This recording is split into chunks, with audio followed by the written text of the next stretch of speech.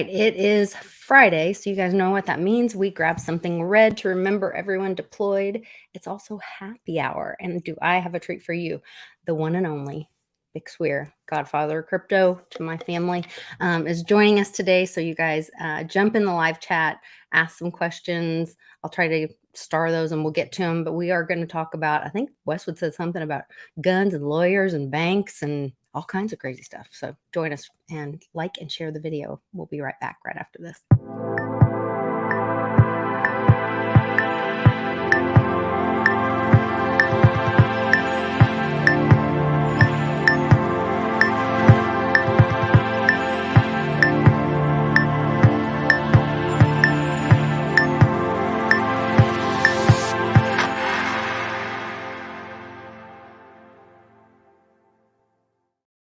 Hey guys, welcome to the show. Westwood, you said banks, bombs, lawyers, and lawyers, guns, and money that has hit the fan. And the one and only Big Swear is here to tell us all about it and to straighten me out about bank derivatives. And it's not the bond market, it's the derivatives. It's the road to Ruta that's playing out and right in front of us. It's pretty incredible because it really is. You can see it.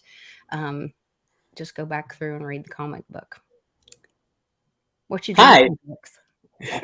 I changed my bubbly one, or red one. I forgot you had to be red, but yeah, I'm not drinking right now. Yeah, red. Like a day without sunshine, not drinking. Just a few days. Yeah, just a few. You'll be fine. Hey, big shout out to your lovely wife, Amy. I hope she feels better. I hope you feel better. Under the weather. Would love to see her. She can't make a cameo because she's not feeling good. I know. It's a bummer. I'm trying to stay away from her. You know, I stay at the far end of the house and she stays wherever she wants. You have the rest. It's been like 4 or 5 days that she's had the flu. So that's terrible. Yeah. I feel bad. Brutal. Love you, Amy. I hope you feel better soon. That's terrible. Me too. Yeah. Take control of me and Buddy. Yeah. I bet. Who's pouting more, you or Buddy? I don't know. Well, I'm trying to pretend I'm Amy with Buddy, and it's just not quite as good. Yeah, I'm Looks sure at you. he's not falling for that. No way. No way. Well, I was watching, catching up on the private road, and I saw your video with Jenny Moonstone too, and all of that was like really interesting, kind of disheartening, thinking like we have to go another year with the banksters because I was. Like, I'm not so sure that's what she was reading into those cards. Okay. So I can talk about that a little bit if you want. Yeah, I mean, I don't want to share anything we're not supposed to be sharing on the private road. Give us a teaser. The only thing I'm afraid of is talking about things that they're going to get you kicked off YouTube again. So I'll try to stay away from that kind of stuff. But we did. Yeah, I had Jenny do a reading of the banking system and how it will go this year. And everything was relative. So from Jenny's take, it was, and Jenny's not, she didn't grow up in finance. And I mean, she didn't even like to talk about what a quarter was. Yeah. She figured out what a quarter was. Yeah. But she is very good at reading the cards. And what she saw for our financial system is the first part of it kind of just trudges along. Everything's like hunky-dory, the same as always. Something happens in the second quarter that really deep stabilizes everything. And then by the third quarter, they think, okay, we fixed this. It's kind of like 2008 when they fixed it with, $700 billion out of the Congress, but they didn't really fix anything. This is going to be probably 20 or 30 trillion just to stabilize it. And it's not coming from anywhere. I don't know any Congress I know that's going to do it. The Fed's been doing it up to this point. But then she said after the end of the third quarter, that's when the big mother of all mother hits. And which makes sense because that's the end of the fiscal year for the United States of America. There's all kinds of things about that kind of stuff that's like, it makes sense. But she didn't say that nothing's going to happen this year. She said the opposite. No. I was thinking we have another year with the banksters. Like this year is like, I was good with today, Groundhog Day. You don't want 2025. You want it right now. Yeah. Well, Bill Pony said, we're already in La La Land, so who knows what the hell's going on. Hard to say. I'm just trying to keep up with all the different calendars. I don't even know where we're at here at this point. Yeah, I don't know. Oh my God. The saddest thing about Bo is he's embarrassing God now. Oh, that's sad. I don't even want to get into all that. I don't understand why the picking on. I kind of think, and I don't know if I should even say this, but I kind of think that whole narrative is to try to get people to stand on their own 2 feet and quit picking a camp to submit or like give up their own voice or mind and be like, okay, well, I just believe, like, I love and respect Uncle Cliff, but I do not like just, I like a lot of his thoughts and I consider everything that he says. And then I, process it and I look at other things that I hear and then I have my own ideas about things. And I think that's what we're all supposed to be doing is we're supposed to be like growing the F up right now and stop. We came out of this, or I hope we came out of this thing where celebrities were telling us what to do and think and all this. Today they came out with a thing that these Stanley cups that everyone bought their kid a Stanley cup for Christmas. Oh, guess what? They have lead in them, people. It's only in the base. The stainless steel, it keeps it separate. It's only in the base. It's not where you drink it. It's fine. I don't know what you guys are talking about right now. The Stanleys? These cups that were went viral and everybody bought their kid one for Christmas and now they're poisonous. So you're poisoning your child with it. But it's just it's that, middle class mind, hive mind culture, like follower culture thing. That's what we're supposed to be breaking out of and becoming adults. You raise your child to be an adult. You don't perpetually raise children to be perpetual children. We're supposed to be becoming adults and standing on our own 2 feet. And we can't be living this tribalism thing where, we become a tribe so we don't have to choose for ourselves anymore. No, you have to choose for yourself so that you can stand on your own 2 feet and be an adult. And there's consequences to that. And sometimes you win and sometimes you lose. Or you win or you learn, is what my husband says. That's true. In reality, I think I like to, and I agree with you 100%. I like to frame it as far as what's going on in the United States is that we've been living in a nanny state our entire lives. Everything has been provided for us. How it got there and why it got there is up for debate. I believe the bankers put us in this position where we are completely dependent upon bailing them out every single time because we have never lived in a world where we couldn't transact. We couldn't go to the store and get food. We couldn't go, fill up our car with gas, other than short-term blips. We didn't, that they've set this system up so that we are 100% dependent upon keeping them the system in charge, keeping them and the system in charge. Yeah. The moment we take that away, you've lost your life savings. You've lost your 401k. You've lost your ability to feed your family. You've lost everything. And then that's where they come in with their final plan. You'll own nothing and like it because, we have a new system for you that's so much better than this old system of you trying to do it on your own. And that we've just been conditioned there. There's no way around it. We're going to have to suffer the pain of either being under their thumb or having nobody. I would rather have nobody than be under the thumb of these criminals who run our lives now. Completely, 100%. So I came out of that really abusive, controlling marriage, 20-year marriage that I was, I thought it was worth nothing. I stayed in it. I thought I could pet the monster and that I would be taken care of. And as long as I pet the monster, then I would be taken care of and that he would never leave and it would be okay. And I realized I put myself in a prison. And that is that's the definition of where most Americans are right now. And when you get out of it, it's scary as hell because you're responsible. It's just you. You got to feed yourself and your kids and you got to find somewhere to live and you got to figure it out all by yourself.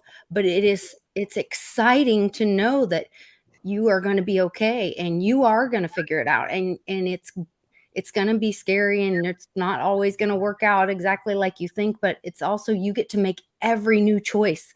Everything's new again. Everything, you get to reinvent and make all new decisions and make a new future. And you don't have to live by the old rules.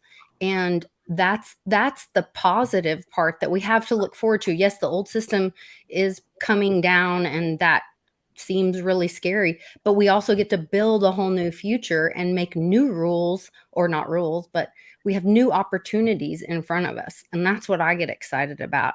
That I hope everyone can see those new opportunities and we can like break off of the old stuff. We don't have to recreate those old pathways, you know? Agreed. So tell me about we talked about I sent you the article where I saw that Barclays was kicked out of the bond market in Texas, and Texas has like the 11th largest economy, and then in like as far as like nation sizes or something. And so I was asking Jim about it, and he's like, oh yeah, blah blah blah. And then I was watching your videos, because I always watch your videos, and you were like, oh, I'm gonna straighten Lisa out. So straighten me out on this, because I thought it was really exciting, because I'm like, oh, double whammy. Well, the reality of what you were saying, because I was like, holy shit, because the title of what your video said was basically Barclays got kicked out of the Texas bond market and they're about to go down. Yeah, I was told that they're going to declare bankruptcy either this week or next. Who told you that? Jim Willie. Okay, so if it doesn't happen, what happens? I don't know. What happens to Jim's comment? I don't know. You tell me. Well, these banks could go any day. They didn't get kicked out of the bond market in Texas because they were struggling. No, it's because of their ESG. They wouldn't make a commitment on their ESG. So that's got nothing to do with that. And they were a small player, I think 3%. So they were a tiny player. As far as Barclays, are they going bankrupt in the next couple of weeks? Nobody knows. The stock surely doesn't show it. The way their bonds are trading surely doesn't show it. Nothing other than Jim Willie saying that they're going under. But these banks could all go under in a matter of days. It can all happen. Whether it happens to Barclays, are they a systemic bank? Yeah, they're big enough to be systemic. They're not U.S. They probably have a U.S. division, but they're a UK bank, which is different rules. I'm sure they have a U.S. division as well. But I don't know where he got what he said. I guess we'll know in the next couple of weeks whether or not Barclays goes down. But my gut is Barclays won't go down until everybody goes down. So they can't sweep that one under the rug. So it's got to be. It probably won't happen. Didn't you say something about them having they had some derivative thing as well, or having a large. They won the award for being the biggest or the best derivative clearinghouse in 2023. Now, wouldn't that make them very vulnerable? But they don't own them. They don't own them. All they're doing is clearing the derivatives. So they're putting two parties together: the person who owns them, person who bought them, and stuff like that. Okay. But you can still get in trouble in that world. They own very little amount of derivatives. Actually, I looked it up. It was like only $3 billion worth of derivatives, or 30 billion, or something like that. Whereas J.P. Morgan owns 50 trillion. So I mean, it might happen. Maybe Jim Willie knows what he's talking about, and we'll see Barclays go down. I just don't see it, and I don't know anybody else who's saying that other than Jim. Okay. So maybe he knows a guy, and he used to have The Voice, or not The Voice. Was it The Voice? It might have been The Voice. This great contact in banking years and years ago, but he was long gone. Okay. So, but everything. Now he's got the whisper. If the one goes, then they all go kind of like dominoes. So, we don't know. I mean, with the Barclays, I don't know. I wouldn't call it a systemic bank in the U.S., but if Europe goes, obviously, the U.S. will go too. These banks are so big and so fragile that all it takes is one. There's little banks that are flopping, every couple of days now. Okay. And but they're not. They're more a symptom of the problem. The biggest problem now is the it was the bond market. It's still the bond market, but now the commercial real estate is starting to hit home. And with Evergrande finally declaring bankruptcy, that's $300 billion that won't get paid out, and there will be no liquidation. Guys like the Wall Street Journal and Bloomberg say, "Oh, now that finally the creditors will get some payback." China already said, "We're not." You can say what you want. Any properties held in China, they're not going to liquidate them. They're going to give them to whoever bought the apartment building, massive apartment buildings. Whoever bought the apartments are going to just keep them. They just won't have to pay anymore. And the overseas, there's different bankruptcy laws, but China has two different sets of laws for domestic and laws for foreigners. They have two different sets of currency, the yuan and the renminbi. The renminbi's for locals and the yuan's for the rest of the world. They've got two different shares of stock. There's the H stock and the A stock. The H stock is for the rest of the world. The A stock is for Chinese investors only. So they are ready to split apart this financial system that the U.S. says, "Oh, well, my God, China needs us." Well, China doesn't need us at all. All we do is give them pieces of paper for all their goods that they make. They have plenty of customers to buy all those goods with pieces of paper they can just hand out like the U.S. hands them out. So, yeah, the whole thing's falling apart. The bankers are knee deep in it. All the allegations of J.P. Morgan and the board of J.P. Morgan being knee deep in Epstein are absolutely true. It's 50 times worse than you can even imagine. And this is the largest, most systemic bank in the world, in the middle of probably the worst political. It's kind of political and kind of banking. The worst thing that humanity has ever seen in the history of humanity.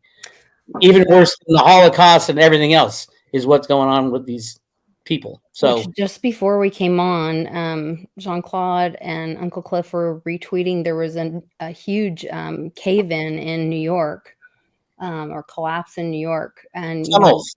The tunnels. There's tunnels everywhere. Near another no, I can't find God. Yeah, you hear about earthquakes in the middle of nowhere. You hear about smoke coming from the rafters. There's a war going on underneath our feet that we won't hear about. I mean, we can't. The worry that humanity can't take what the knowledge of what really happened is probably true. We couldn't, as a society, as the fragile little human beings that we are. Mm-hmm. Italian, must be Italian. Fragile. Yeah. Well, and the warning went out from Google that everybody was talking about. I think the last time I was on with you with Bix or on Jean-Claude, and that's when that Google warning came out that said, if you post anything or send anything through Google that, scares somebody or whatever, we're going to be censoring it. I'm kind of surprised that this is allowed to go through anywhere. Yeah, this is the Jewish mosque or whatever it is. Mm-hmm. The Jewish, it's not called a mosque. What do they call it? Those trucks look really old. I don't know. Or something. I don't know. Yes. And the clothing looks kind of old. I don't know. Does that look like current? Right, yeah, there's tunnels all over the place where they shuffle. Yeah, a big one was like Motel 6. Motel 6 will have rooms that you go into the closet, you lift up the rug, and there's a trap door to tunnels underneath that are being. Yeah, I've seen those videos. Yeah. People going into the rooms and showing it. It's crazy, yeah. Think about who owns the hotels. We got a governor here in Illinois, J.B. Pritzker, who owns his family's tied into the Hyatts. It's interesting. Oh, yeah. Makes you wonder. Yeah, that family, actually, I knew. Straight out of Ukraine, his family, right? Yeah, well, there's a connection there. I knew one of I think she was a maid or the childcare person who worked for the Pritzker family in San Francisco, one of the Pritzker clan. Yeah, there's many. I'm like, do you know how evil that family is? She's like, I don't know. They're just rich and they pay me a lot of money, but they never talk to their kids. So. Mm-hmm. Oh my gosh. Yeah, sounds healthy. Sounds very productive. So this question that Duncan is asking, I was really excited, when we were seeing what was happening in Texas, and then watching, all these states come and stand with Texas, and you're very excitable. well, I know She's just an excitable girl. I am, because I want we the people to win, and to come out of this and be free from all this corruption that we've been held under, and this slavery system, this counterfeiting of our energy that we've been under. And, a lot of this has come from education, from my mom introducing us to you and Uncle Cliff, and, all these people telling us the truth and trying to educate and wake up the people for 20 plus years now, Bix. You can still be excited without. I mean, I'm more in the position of, like, I get excited about stuff like that, but I keep it within the framework of that's just one thing going on. It doesn't have to lead to something else, something bigger. Boom, we're free type of thing. I'm excited when I see the little battles won in silver. I'm excited when I see. In where is it? Germany, that the farmers are protesting. Mm-hmm. Those things get me excited too, but I don't translate that as in, oh, this is the thing's going to tip over the apple cart and we're all going to be free next week. So many small battles along the way, I guess. The excitement of life is in the journey. It's not the destination. Mm-hmm. It's all about the journey. The destination, you're going to be bored stiff when you're free. It's just going to be, what the hell am I going to fight for now? I'm in la la, and this is why God created this, in my opinion. This whole thing where we have to struggle, or we don't learn the lessons along the way. Just look how far you've come in the past 10 years in your understanding of life, and that's why we came here, to learn and to have our little victories and celebrate and be sad. So yeah. I'm telling you, I've been in this, 25 years now? Mm-hmm. I wish it ended day one, but I wouldn't have learned all the stuff I learned. That's true. That's true. So one of the conversations today, and I sent this to Westwood, and I want to know your thoughts on it. Tim Pool was saying that the left wants a civil war because it would withhold the Constitution, or it would suspend the Constitution. What are your thoughts on that? Why would they want a civil war? They don't want a civil war. Maybe the Biden left, the politicians might want a civil war. The people who are left-leaning, left middle, or far left, nobody wants a civil war. The only people who want civil war are the deep staters and the Antifa people, who are all paid actors, by the way. So, no, I wouldn't call it a civil war. I don't know. I mean, I live in California. I don't know anybody who's mad at. They just think Republicans are dumb. They don't want to go to war with them, and they wouldn't win. Right? Yeah, nobody wants that. They don't believe in anything but flowers, and everybody should have free stuff. That's all they believe in. That's kind of how I thought. I was like, who are you mad at? Like, right. Well, but the powers that be might want, like you said, the powers that be might want the civil war. There may be players that are trying to orchestrate that stuff to manipulate us against each other, like they always do. But that could be one point to where they could start something. It's more likely that the war would be the left and the right against the powers that be. And I think that's where we are headed. And all it takes is a few revelations of what happened during the election on both sides. I mean, Trump cheated just the same as Hillary cheated. It's just who had the final click of the computer mouse back when the election is finally decided. Nobody's on eBay. You get that last second bid in. You're like, I won. Yeah, that's why Hillary was so just out of her mind. She's like, "What do you mean? I already rigged it. I'm drunk. I can't even show up and make a speech." So, yeah, I think, it says a lot that they haven't done anything to fix the voting system. Right, that's the problem. Back in 2016, before the election, the U.S. Postal Service filed a patent for blockchain voting. It's foolproof. You can't cheat, you can't lie, you can't steal. It's right there on the blockchain, but they don't want to implement it. I mean, the insanity of these people, because they love the chaos. Politicians, they thrive on chaos, even if they have to kick people out of their party. It's not about parties. It's about control and keeping the two sides intact, and just complete bullshit. Everything is a lie. The labor statistic numbers today or payroll numbers, complete and total lie. And you're seeing all these companies laying people off, these big companies. I mean, and then they have 356,000 jobs. Oh my gosh, surprise! Everything's great. We can't raise rates now or lower rates now. Do you think they're going to, and this is kind of going off on a tangent, my gut feeling is, things are going to get so wonky coming up here that, you remember when Powell at the end of last year, everybody got excited. Oh, he's sounding very dovish. Oh my gosh, it sounds like we're going to get all these rate cuts. And then he comes out this latest meeting, and then everybody reacts like, oh shoot, it doesn't sound like it's going to happen until like quarter 2 or 3 even. And it's almost like they're setting you up for, well, I guess we're not going to have any rate cuts now. And then all of a sudden, what happens? Are we going to have like a crypto viewing cliff moment where something happens and, oh, we got to lower rates? Something blows up, and engineered, of course. Is that what we're heading for? I don't know. That just tells you just how fragile the system is. Yeah. If a comment by a human being makes the system, either get destroyed or go up on that kind of situation, is that really a sound foundation for a global unbacked fiat monetary system? I don't think so. No, not at all. 34 trillion plus in debt, and that's not the unfunded liabilities. I mean, give me a break. Do you really think this is going to get paid off? At some point, they've got to do something to usher in a new system, to break it. It goes into your theory, Bix. Run it hot as you can run it, and crash it and burn it, because that's the only way out. I mean, they can't like soft land this stuff. They can't transition us out of this unless it's all based on the Bitcoin ETFs and they roll everybody's retirement into this new system, and it's all based on Bitcoin that you can never take out and you can never control. I don't know. Maybe that's a path. I don't know. So we'll see. Solve the problem. No. The biggest problem. Still control it. Obviously they don't even talk about paying off the debt.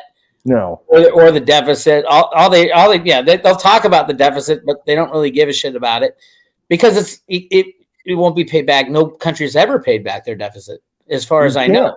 When it's debt based, how can they? But it takes pain, and what country, what politician especially, wants to tell their people, oh, you have to go through pain because we've been spending money for 5 generations and never paid it back. Tell a millennial that now, and tell them you're going to have to pay off $500,000 per person, and we'll just take it right out of your check. Don't worry about it. You'll own nothing and like it. No, they're gonna say, "Fuck you." What happens if I just walk away, bastard? Exactly, because it's not even enough. It's not even enough. We taxed everybody 100%. You're not going to pay it down. You're not. It's just too far gone. And but I need my Social Security, so why fight the system as long as I get my checks, even though they're devalued every month. Okay, I'll keep on kicking along. We got to break free from that mindset of thinking that it's going to get fixed. It's not going to get fixed. So the thing is to circle back, because Lisa loves it when I say that, to circle back, it comes down to, at some point, we have to quit looking for someone to be a leader. We have to quit looking for someone outside of ourselves to save us. I don't care who it is. Every president of the corporation that comes in always, ramps up debt multiple trillions of dollars because it has to. That's an unsound monetary system that we're in. And we have to get to the point and say, okay, fine, I'll eat the pain now. And I am going to take moves, do things that I can do to be as free as I possibly can, and exit that vampire casino, because that's what it is. Quit playing in it and find a way to do that. And, own everything that you have, get the things that you need. Be as self-sufficient as possible. And yeah, you can't be an island, but, you try and build a community of like-minded people who are going to think the same way and have the same values, and build it from, the shoot out of the old tree root, and try to, manifest something new. Otherwise, you can't keep thinking that someone's going to fix this. RFK is not going to fix this. Trump's not going to fix this. Biden can't fix this. Nobody's going to fix it at the top level. They can have certain things that they do to make your life less painful if they're pulling the levers. But ultimately, it's a rigged casino. It's Vegas, baby. That's all it is. And we got a Super Bowl in Vegas. That's a whole nother can of worms, but I won't get into. Mm-hmm. But it's just like, you've got to, at an individual level right now, how can you save yourself? What can you do every day to disconnect from playing with those poker chips that they give you? And that's what you got to do, however you got to do it. What do we do? Buy silver? What do we do? Yeah, what Bix has been teaching us: have hard money, have possessions in your own, have assets in your own possession, and tell everybody you can to do the same, right? I'd say whiskey, cigars, dogs, silver, yeah. Litecoin. I mean, property that you own, things that, those things, fundamental assets that you hold and control. I mean, to me, that's all we can do. Yeah. The biggest problem is that to get there, you need money to do it. Mm-hmm. And in today's money, you have to be, somehow have weaseled your way or really great at what you did or gotten the right .com company to have enough money to not only to live, but to stock up on all these things we need. And most people don't have that. Yeah. Right. And that's true. And so I guess the only thing we can do is try and do the best we can, educate people and try and awaken people to what's really going on. So. Oh no, where'd he go? Realize when they get effed. He's on his hands. Sometimes he hits a. Oh, sorry. Okay. Realize that when we get screwed, that they know who did it to them. And I mean, I think that's the big thing. Know who the vampires are and know how.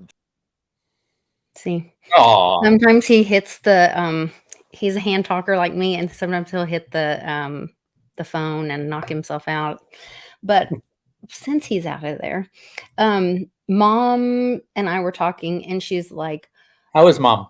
She's doing good. She's adjusting. My sister and her kids just moved out, bought a house. So Mom is newly alone. Just her and her chickens and her goats and a new puppy. And puppies are good. Yeah, puppies are good. And she really, so she's enjoying it. But we're gonna go visit her soon. So all right, said hi. Yes, I will. But she was like, I sent her. So Johnny texted me this morning and said that more than half of the payment servers were down this morning. Every processing account connected to them, which is probably half the merchants in the US. Every single account had their deposits suspended. It must have been related to Evergrande. I don't see how those two are connected. Oh, you don't? No. So it was all the processing accounts and the merchant services in the U.S. this morning. That's a much bigger issue than, people having issues with the Evergrande default. Evergrande defaulted a long time ago. Most of the big guys are already out of Evergrande. They've written off those assets, and the people like Tether, which I think had a lot of Evergrande high yielding bonds. I think they lie anyway, so they probably didn't even bother to get rid of their Evergrande if there's anything behind Tether. So let's talk about the FTX stuff. Everybody's getting their money back, but they're not going to get their money. They're not going to get their crypto back. You're not going to get your Bitcoin. You're not going to get your Litecoin. They'll pay you in fake fiat casino chips. I mean, that's what they're going to do. Keep playing the casino. The judge said, "Oh, the U.S. bankruptcy law. I have to make sure that all those cryptos are liquidated to drive the price down, and then we'll give you cash at the time that when they declared bankruptcy. Bitcoin was $15,000 at the time they declared bankruptcy. Everybody's going to get 100% of their money back, but the government's going to have all this crypto to sell off to keep the price suppressed. They're going to Mount Gox you to where, when the time is opportune, they'll release it onto the market. Because it all got stolen. It's missing. It didn't get stolen. Is this just another affront game? I mean, all these exchanges, I think, are nothing but confiscation of crypto. All these exchanges. Is that what they're in place for? They used massive leverage because they're brilliant traders. They lost all the money. We know how fast that can happen. We're in cryptos. We've all take out loans and 95% stupid things in cryptos. You can be a multi-trillionaire one day and be sucking on a can of tuna fish the next in cryptos, especially if you're an idiotic MIT trader who thinks, "Oh, I got the insight. Nobody's as smart as I am." It's full of shit. They were laundering deep state money is what they were doing. And then the good guys took them out. You shouldn't have your cryptos in anybody's exchange. Just put them. Bitcoin was made as a peer-to-peer transaction currency. That means, hey, you shouldn't have it in an exchange or anything. Oh, look at that. It's a white paper framed. I like it. I got the white paper right here. The first sentence, the abstract. A purely peer-to-peer version of electronic cash would allow online payments to be sent directly from one party to another without going through a financial institution. That is the dream. And then, let's put it in an ETF. It'll be fine. Well, them saying that this was in a SIM swapping hack. I'm like, why in the world would this have been on a device that had a SIM? Well, it's not. It's a lie. It's a lie. Yeah. I mean, who was FTX? Really, it was the same people I call in the pedo cabal. These are the guys living out of Puerto Rico, and they were in the Bahamas, or I know what you're talking about. Yeah. Okay. Yeah. Let's not go too far into that. The 3-letter agency that. Yeah, it's the same thing at EOS and that bullshit, and it's just so many of them, and they're all linked to the same people and the same, Deltec Bank and all that bullshit. Just get your crypto in your own possession. Right. You got the tools to do it. Just do it. I mean, you got weapons on the economic battlefield that you don't pick up. You're like, oh, you guys take care of it. I'll put my name on it. And then you guys take it and put it in your toolbox. Put it in your armory. And then when you go to get it, it's like silver ETFs. You go to get it. We'll pay in some fiat. Yeah, we'll just print it up and give it to you. Crazy. Once again, that's that not taking personal responsibility, right? Leaning on somebody else, being a child, letting somebody else be daddy for you. You know what I mean? Like everybody else, stop looking for your sugar daddy and be a freaking adult. I had a friend send me an article that said that, oh gosh, I don't know if I can find it or not, but join my OnlyFans. I'll teach you how to do that. About the FBI went in and took a bunch of people's safety deposit box. Well, banks have been doing that forever. And it's legal for them to do it, isn't it? I mean, they just got that. busted, but it's gone. They can just claim. All they got to do is claim. We thought it was empty because no one came in a year to collect anything, and we opened it up and there was nothing in there. That every time they open up one of these boxes, there was nothing in there. Right. It's like when we went into Iraq and they had pictures of all this gold piled onto a truck being pulled out. And everybody's, oh my God, look at all the gold the U.S. is pulling out of Iraq. And they said, no, those were just copper bars. That's all they were. And they weren't even real. They were steel and they were painted copper. It's such bullshit. How do you prove it? Prove it. Go ahead. Prove it. We stole millions of dollars out of your safe deposit box, but prove it. We opened it and there was nothing there. Yeah. Trust us. I'm sure we can believe them all. Yeah. It's just, there's some crazy things going on. Bix, are you going to the Litecoin Summit July 24th and 25th in Nashville, Tennessee? Not that I know of at the moment. Well, I would love to see you there. I would, truthfully, I love hanging out with you guys. It's in July. I took last year off as far as travels after spending a couple months in the RV. Who knows? I was kind of getting the bug to go out there again and do an event or two, or probably not a world tour again, unless I get rich and famous and have valets carry my shit around the whole time. I'll carry your stuff. I kind of did with Josh and Paige back in the day, but they're off doing their own thing. So, well, if you come to Nashville, I'll unload all your stuff for you. I'll carry it in. Hey, I will too. I was thinking, what would be cool is if we could get the Troubadour and have a party there and have you sing in LA? Troubadour in Nashville. Oh, there's one in LA that I know of, the famous one. I thought the famous one was Nashville. It's Music City, USA. I mean, we got the Bix Weir, the folk singer. I mean, come on, man. We got to get you there. We'll see. But I get it. You get to a point to where it's almost, and I'm that way all the time. I feel, I'm not speaking for you, but my own personal experience, and maybe you resonate with this, maybe you don't, is that I don't even want to leave the house anymore. I don't even want to go anywhere anymore. It's just, I want to build my own sanctuary. I want to kind of get, and just disconnect from all this and, just not, but then Lisa says, hey, you got to get out there and do, and she drags me out, and I love the people. Come on, you're going.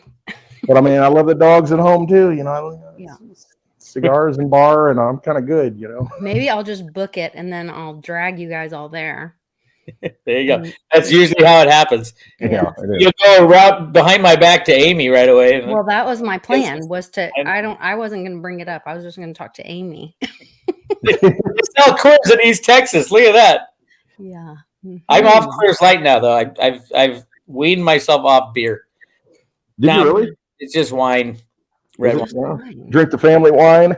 Drink the family wine. That's all I can. You know where it comes from. I mean, there's something to be said about that. Oh, absolutely. There's so much shit in our food and our drink these days, and in the air. It's like the whole world's pretty fucked up.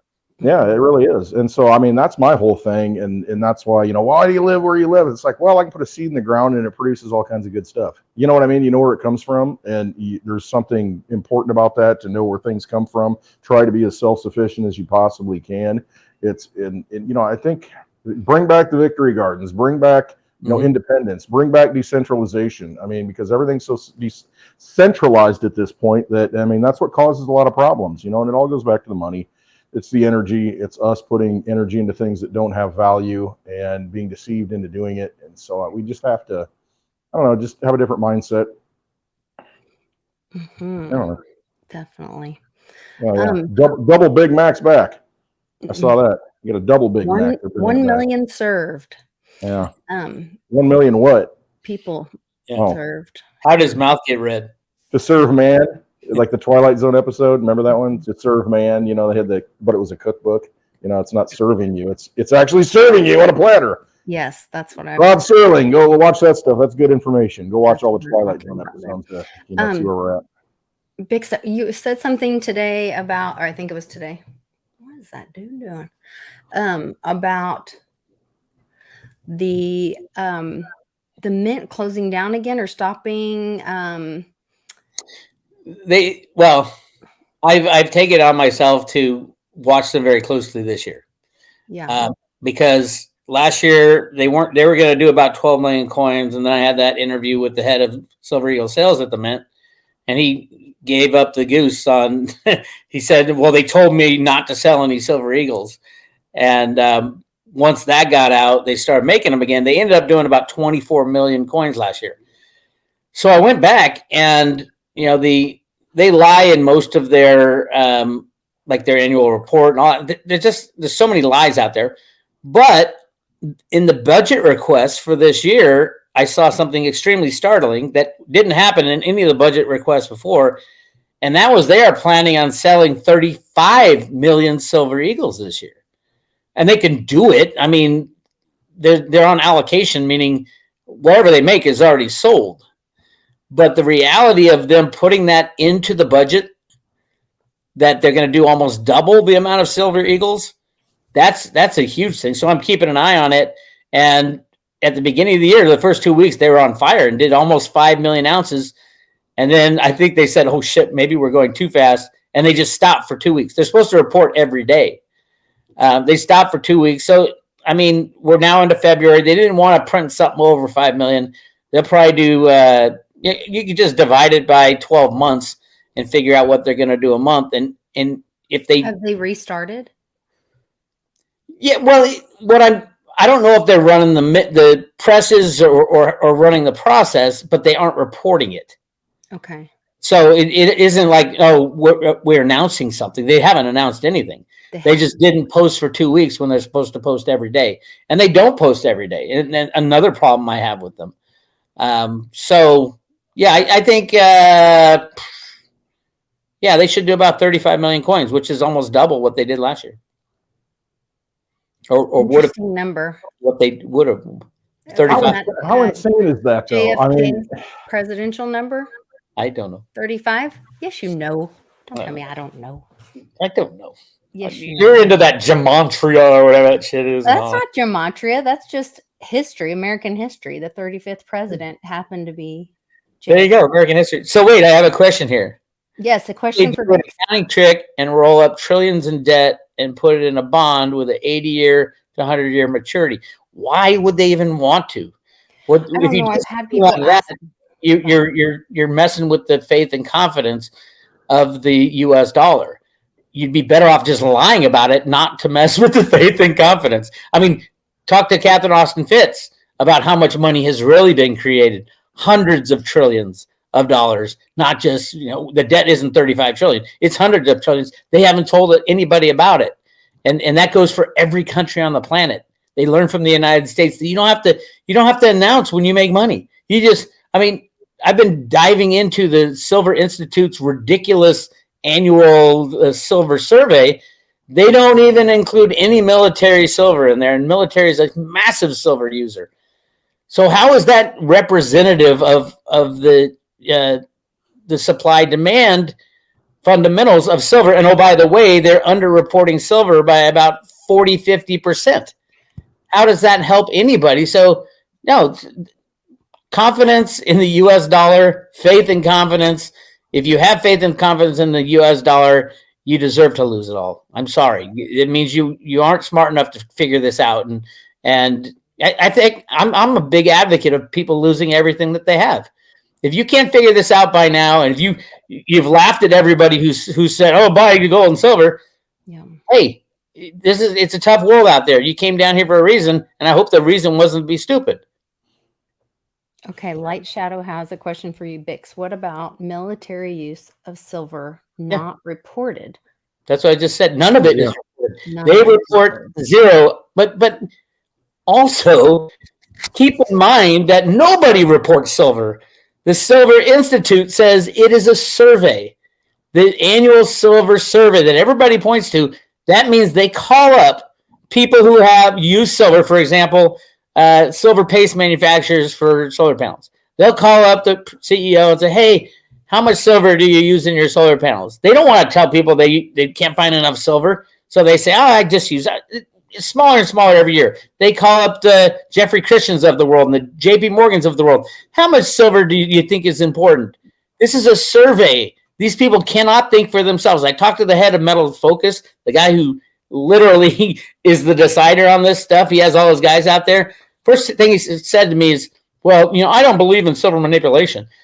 I go, "Do you read the newspaper? JP Morgan got busted for tens of thousands of instances of silver manipulation. How could you say you don't believe in silver manipulation?"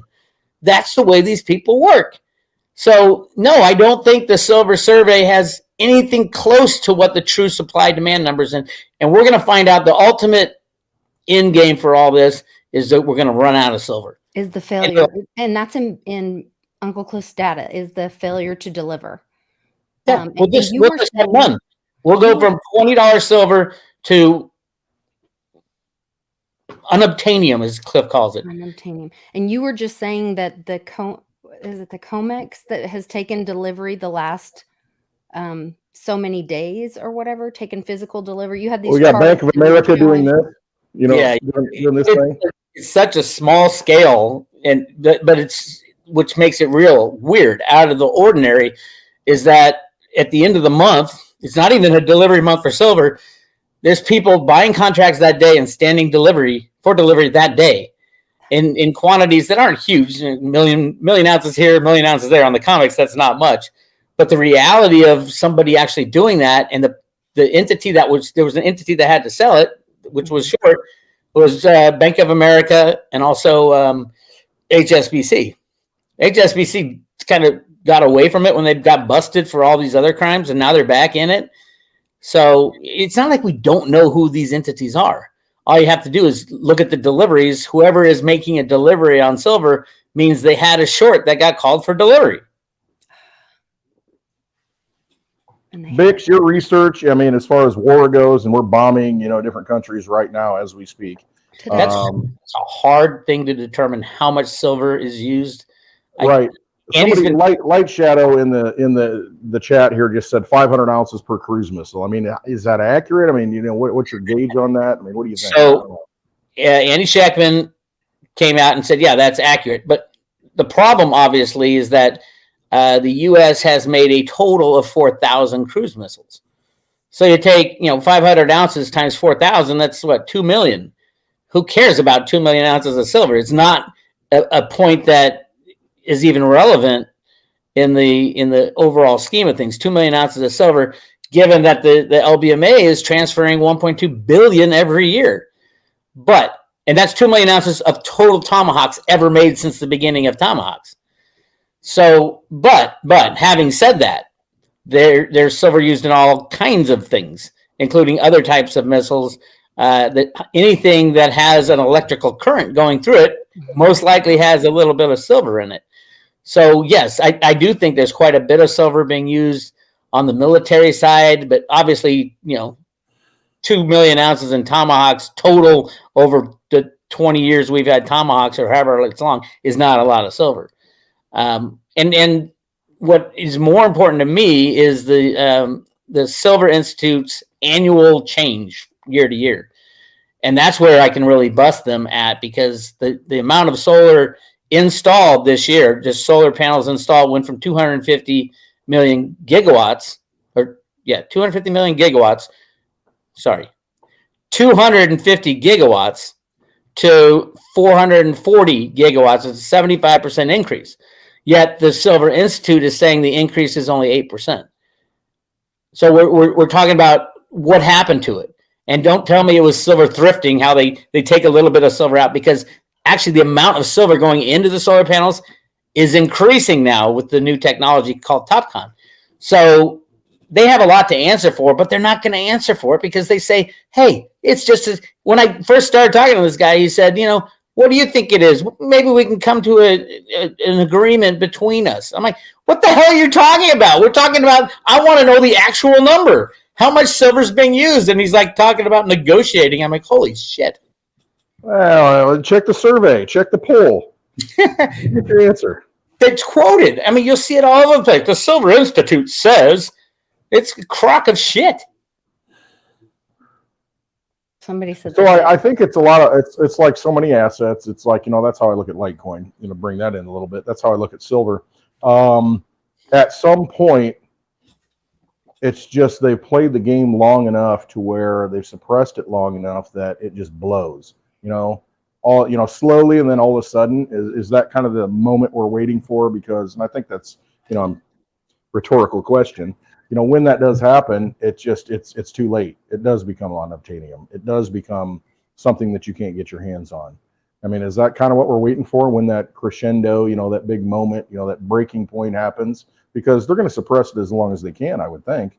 I mean, why would they let it rise? Yeah, I think we're seeing part of that in Ted Butler just discovered in the past 6 weeks that 29 new traders have gone long that are not in the commercial versus the tech trader scenario. These are other traders that had to announce, once you go over 150 contracts, then you have to say, you have to register on the COMEX as one of the participants. So 29 new players just went over 150 contracts. That's about 30 million ounces long silver that will be standing for delivery, most likely. And that's how you do it. You don't be a Hunt brother or a Warren Buffett and say, hey, I got 100 million ounces that I want to take delivery, because the government will just take you out. Right. What you do is you get 29 patriots and say, hey, everybody pull off 1 million ounces at a time, and you're going to stranglehold the JP Morgans of the world and the Bank of Americas of the world. I mean, it doesn't take that much, does it? I mean, you think about it, the cost of silver right now, the price of silver right now, you got a few, multimillionaires that say, hey, I want to put $5 million in it, and you get, there's a lot of multimillionaires out there, with all the money that's been created. And Elon Musk, hey, I need silver for my manufacturing. I need, this amount of silver. I'm going to take delivery. He doesn't. That's the worst thing that could happen to Elon, though, right? Because what are his three big companies? Well, not counting Twitter. You got an electric car company uses massive amounts of silver. You got a solar power company uses massive amounts of silver, and you got a space company that uses massive amounts of silver. The reality of Elon Musk and silver, he knows exactly what's going on. He doesn't want to. I mean, he would have to basically upsets the apple cart. If he would have to shut down Tesla. The cars shouldn't be made right now. These solar panels shouldn't be going in. The only reason they're going in is silver is being misallocated into these use cases that are, one, destroying silver. None of these solar panels are ever going to recycle this silver out. It's just used in too thin. They lay these tiny thin strips of solar paste on these things, just tiny amounts. But there's so many of them. But it adds up cumulatively, yeah. Yeah, last year it was about double the amount of the demand should have been doubled. Now they didn't say that, but it's about double. And you had the price of silver go nowhere. Zero movement in the price of silver from January 1st to December 31st. I think it was the difference of like 3 cents. it tells you supply and demand doesn't matter at all when it comes to price. They trade at least 300, probably 500 times the derivatives to set the price of silver than all the silver in the world, which is crazy. So I don't know if you can see this, Bix, but the screen, somebody said that the U.S. debt clock picture, the secret window picture today, is literally what we've been talking about, the solar capacity, the silver used in solar cell production. And it has this little military guy over here and says, you don't understand, it's strategic, economic, financial, political, social, and vital to maintain the current world paradigm. There's the military is the only way thing. Does that play into all of this? I love when people pull out the debt clock, because people used to think that actually came from the government. It's like a Federal Reserve website, right? No, it's not. None of this. It is a website run. I don't know who runs it. I don't know. I guess the analogy I was using, sorry to interrupt, but the analogy I'm using, it's like, okay, it's the Federal Reserve. It's part of government. It's the U.S. debt clock. It's authoritative. But some family owns the website and puts stuff up, Yeah, but I do like it, and it is linked to the real numbers. And the way it works is they use a base case number and said, well, based on the amount of, say, money printing, this should be the price of silver and gold. And then they just run the program, and runs automatically. It's a great idea. But that picture right there, one of the things I have discovered, I discover new things all the time, especially in silver, is that very few people want the price of silver to rise. Oh, I could count on, maybe less than 100,000 people on an 8 billion people planet who want the price of silver to rise. And that would be retail investors. Nobody else, even about 3/4 of the silver mining companies don't want the price to rise, because that would affect all their other things that they mine. It's mined as mainly a byproduct. So clearly the retail buyers, humanity doesn't want the price of silver to rise. Who wants to pay an extra $2,000 for their cell phone because it has 1/100 of an ounce of silver in it? Nobody wants the price of silver to rise. So of course they're going to lie, cheat, and steal and allow it to go on, because it's good for humanity to waste the silver and throw it away in solar panels and electric cars and whatever else they use it for. But nothing good is going to come at the end game of silver. It will be very disrupted and very painful for most people. Interesting. So prepare now. I guess the thing is, prepare for the, the Armageddon, apocalypse, whatever you want to call it now, because when it does happen, you're not going to be prepared for the consequences. Yeah. And the largest consumer right now of silver by far, China and India. China and India, who have, I just looked at this and it just shocked me. They both have about 1.4, almost 1.5 billion people. That's 300 billion or 3 billion people in just China and India, where the whole world population is 8 billion. Over a third, probably 40% of the population in those two countries. Yes, and the U.S. is tiny, 330 million. The UK was like 60 million. That's all the people that are there out of 8 billion, and it's the 8 billion that want the lifestyle of the Western lives right now. All this silver is going to the east to build out the Belt and Road Initiative, as Andy talks about all the time, to build out, who the biggest electric car company in the world is not Tesla anymore. It's a Chinese company called like BKY or BYD or something like that. And they just overtook Tesla for the amount of cars that are made, electric cars. And those use massive amounts of silver. And then all the China, it was over half of the solar installations last year in 2023, just massive year. Over half of that was just in China. And they're trying to double it again this year. Where are they going to get, 500 million ounces of silver just for the solar panels in China? It's just the world is just absolutely gone crazy. When does it hit that moment? I mean, I know you've been in this game a long time, and I think that's the question that a lot of people have, and we should be preparing for that. And I know it's frustrating. It's like, well, why doesn't it go up? I've been holding this for, 2010, it went to $50, and okay, cool, and now it's, $23. And, a lot of people they understand it. They understand the game. I shouldn't say a lot, they're certain people who understand the game, and they get their silver because they understand at some point it has to break. When does it break? I mean, are we heading to that moment? Are enough things coming to that cohesive point to where things just break and then it's too late? I don't know. Where is that? I don't know. Maybe we should ask Bill Pony what the timing is on that. I'm not sure. Well, Jenny came up with a great answer 3 years ago. She goes, she sees silver breaking free of manipulation when the pedophiles are exposed. Yeah, and then how many tunnels, like we talked about earlier, those things are happening. Yep. And I think the big thing is with the whole cuddle thing is that we kind of know, and it's like the big elephant in the room. We don't want to talk about it. We know about it, but a lot of people are invested in people, and like you said, we've got a Super Bowl coming up, and everybody's invested in their team, and everybody has an opinion on it, and it's almost like, do we want to destroy our paradigm of our belief system that this person is the good guy, this person, is the leader, this person is that. A lot of these people that, so much of humanity has believed in, and, the lip service that they've given us, they get exposed because so many of them are tied to it that it breaks their paradigm. I don't know that necessarily the whole children thing breaks their paradigm. I think at a subconscious level, we all understand, hey, we have trafficking in the news all the time. We hear the word trafficking. And, it's like we shut down and don't want to go to the point where, just like Epstein. Okay, Ghislaine Maxwell's in prison. They were trafficking people. And it's like, okay, but who are the people doing it? Who are the people like involved in it?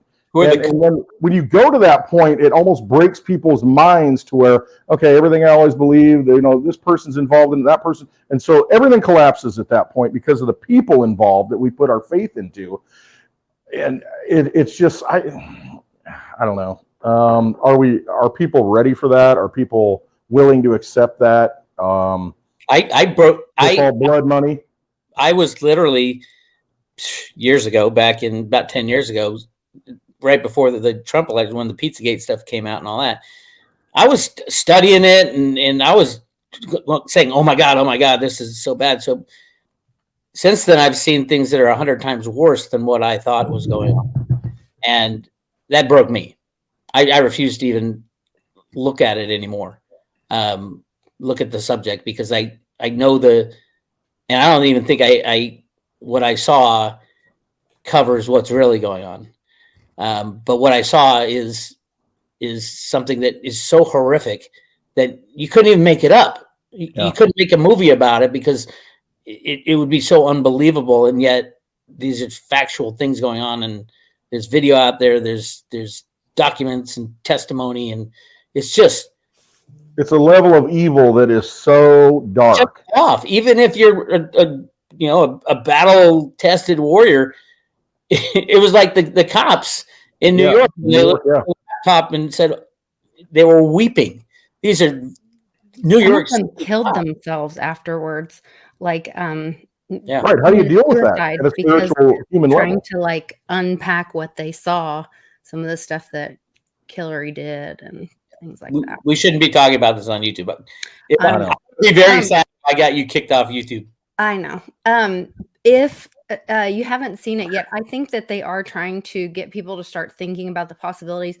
We watched Wonka the other night as a family, and is it out on DVD, or did you go to a movie theater? No, we don't go to movie theaters. It's you can pay for it on like I don't know, somehow through like iTunes or whatever. Okay. We bought it. You can buy it or rent it, but it's like $5 difference if you buy it or rent it. Yeah. So, I'm a big original Willy Wonka fan. I'm sure all these crazy deep state stuff. You lose. You get nothing. Goodbye, sir. Good day, sir. Crazy. Goodbye. I won't run it for you, but there's so many comms in this. There's the little Willy Wonka guy. Then he wants to wait. If you tell me this, I'll be looking for it. You're gonna rate it for me. Okay, go watch it. My ears, and then your own research. Go watch it. I won't tell, but you guys go watch it. It has something to do with keeping chocolate under the Vatican. I'll go away and you can talk about it. I'll put myself. Many other comms. I'm sure you're right. I'm absolutely sure you're right, but I don't want to hear about it until I see the movie because it'll destroy the movie for me. I don't want that. After you see it, we'll have a whole session on it. We'll have a whole talk about the comms thing. You know, I remember this as a kid, and this is the way my mind works, and it's happened many times in my life. But I remember seeing Willy Wonka, and I loved candy when I was a kid. Who didn't? But I was like, man, if I was Willy Wonka, and as soon as I got that everlasting gobstopper, I'd just give it right back to Wonka right then, and I'd win the whole chocolate factory. Completely missing the whole concept of he's trying to determine who's a good person. I'm like, man, had I known, I'd just give back that gobstopper as soon as I got it, and I would have won. That's my world. Winning. You're not competitive at all, are you? No, I just when you get into the world of cryptos and gold and silver and fake cheating, lying, and stealing, every once in a while you want to win under your belt. Yeah.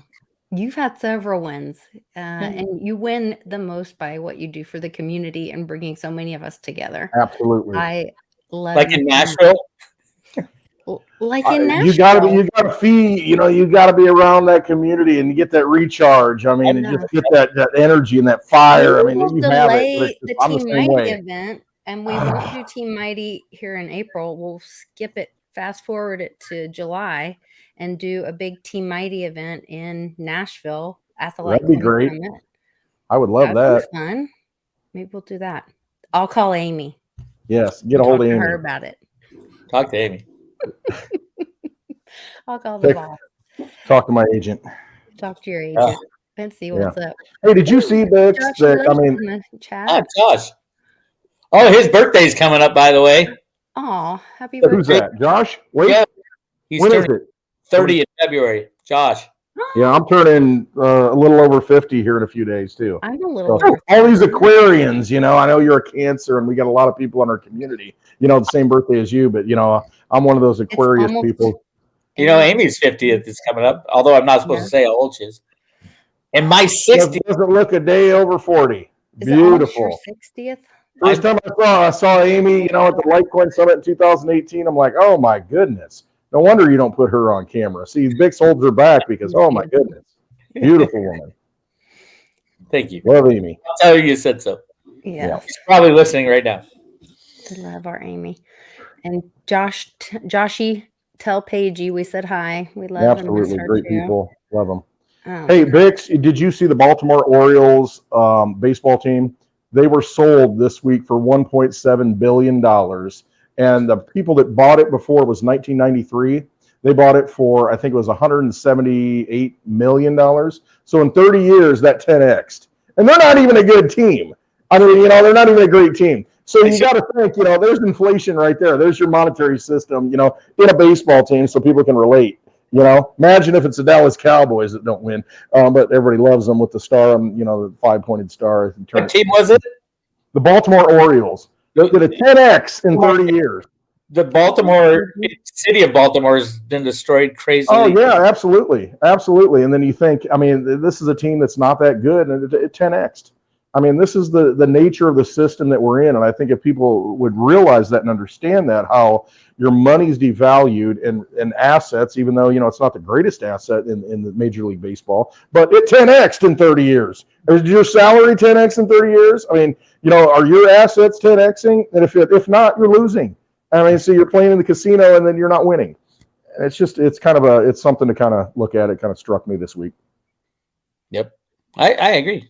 And that goes for almost everything. And over time, you look back and say, oh, my God. Yeah, right. Inflation is cumulative. So, we had 7%, 8% inflation a year ago, and now we got an extra, 3 or 4%. That's 10 or 12%, and that's a fake number. Yes, they're pulling bacon and what else out of that to figure it or whatever. You don't get a steak, you get ground beef and ham, just pork steaks. They'll put that into the mix, Nana's birthday and my husband's birthday are in February as well, and it was just my son's birthday on the 31st. And there's something coming up on Nana's birthday. Nana's the same as George Washington's birthday, and there's something else. He's not that old. Not the year. I'm saying, but she's getting close to Trump's age. Not quite, but He's catching up, is what you're saying? she's catching up with Trump, I think. But Because he doesn't get older. He still looks as strong as ever. Well, I might be comparing him to that feeble lump of flesh in the White House. Yeah, I mean, it's all relative, right? Yeah. Jeez. Hey, there was a little trivia thing that I dropped in a happy hour a couple of weeks ago. Martin Van Buren was the 8th president of the United States. His grandson is still alive right now. What? Yeah, I mean, I think he was born in 1790. His grandson is still alive because, he had so many kids that, one of his sons lived to 90 years old, and then his son now is like 90. He was like his grandson of the 8th president is still alive. I mean, it's just mind-blowing when you think about it. Okay, that Van Buren name there's Van Buren, Arkansas. And then Charlie and I went and looked, one of our like goal dreams is to like be able to retire at this one lake in Arkansas. Beaver Lake. It's this beautiful like rock bottom. Watch out for the Sasquatches. They're pretty heavily inundated there. Tons of Sasquatches. There's beaver there too. Yes. There may be some beaver there. I don't know. But there's a road there, or multiple roads called Ventress there. And I've never heard Ventress other than Ventress Gibson. And so we're driving around. I'm like, Ventress? What is all this weird Arkansas connection?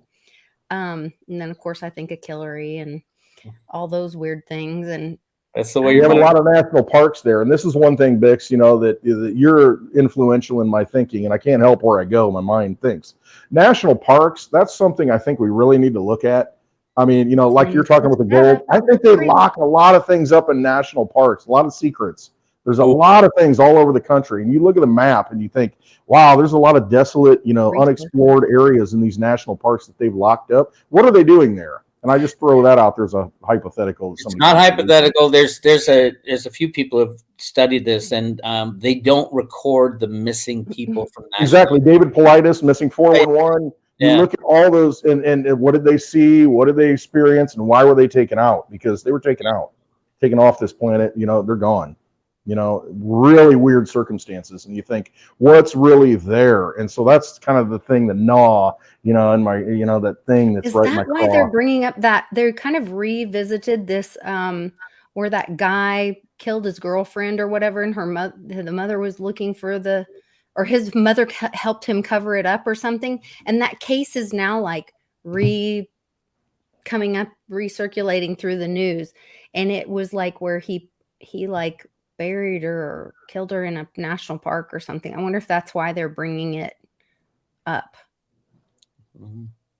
There's something to the national park. Let's just say that, and if it brings greater awareness to it, then it's probably a good thing, because I don't think there's good things going on in the national parks.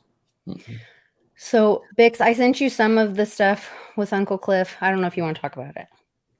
What'd you send me? I don't think I got anything. All the stuff about the Indian reparation stuff, all the dams and waterways and stuff. Yeah, it is amazing. Yeah. I don't know where you want to go with it, but yeah, I do believe that, the Indian casino thing. Now there's Indian casinos everywhere. It was a way to pay the Native Americans because we took all their gold, or we didn't take it. We didn't give them ability to use it or mine it. You cannot on the Navajo Nation, right in the Grand Canyon, massive area on the side of the Colorado River. You can't mine there. Not even the Navajo can, or any other nations that are there. And in lieu of that, they gave the Native Americans, I think any tribe now, the ability to, number one, prove that this is a site where their ancestors were. And number two, you can put an Indian casino on it, as they call it, a Native American casino now, probably. And that's a money printing machine. So massive amounts of money go into the Native Americans from the ruling, the way they did it. I think it was John McCain that did it or helped sponsor the bill because he was in Arizona. And I think, yeah, absolutely. Or not, why not just allow them to tell the world what they have on their land? which is massive amounts of gold, more gold than you can even imagine. So yeah, interesting times. I just think there's also like that's it.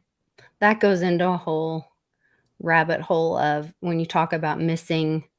People were seeing or lining up when Trump was doing those rallies. Nothing can stop what is coming.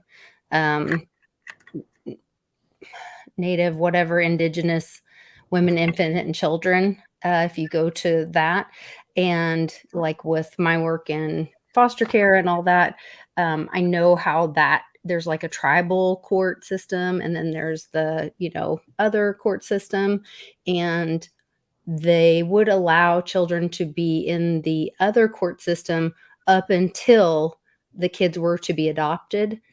And then they didn't want to lose the money that they were getting from federal dollars. So then they would pull kids back.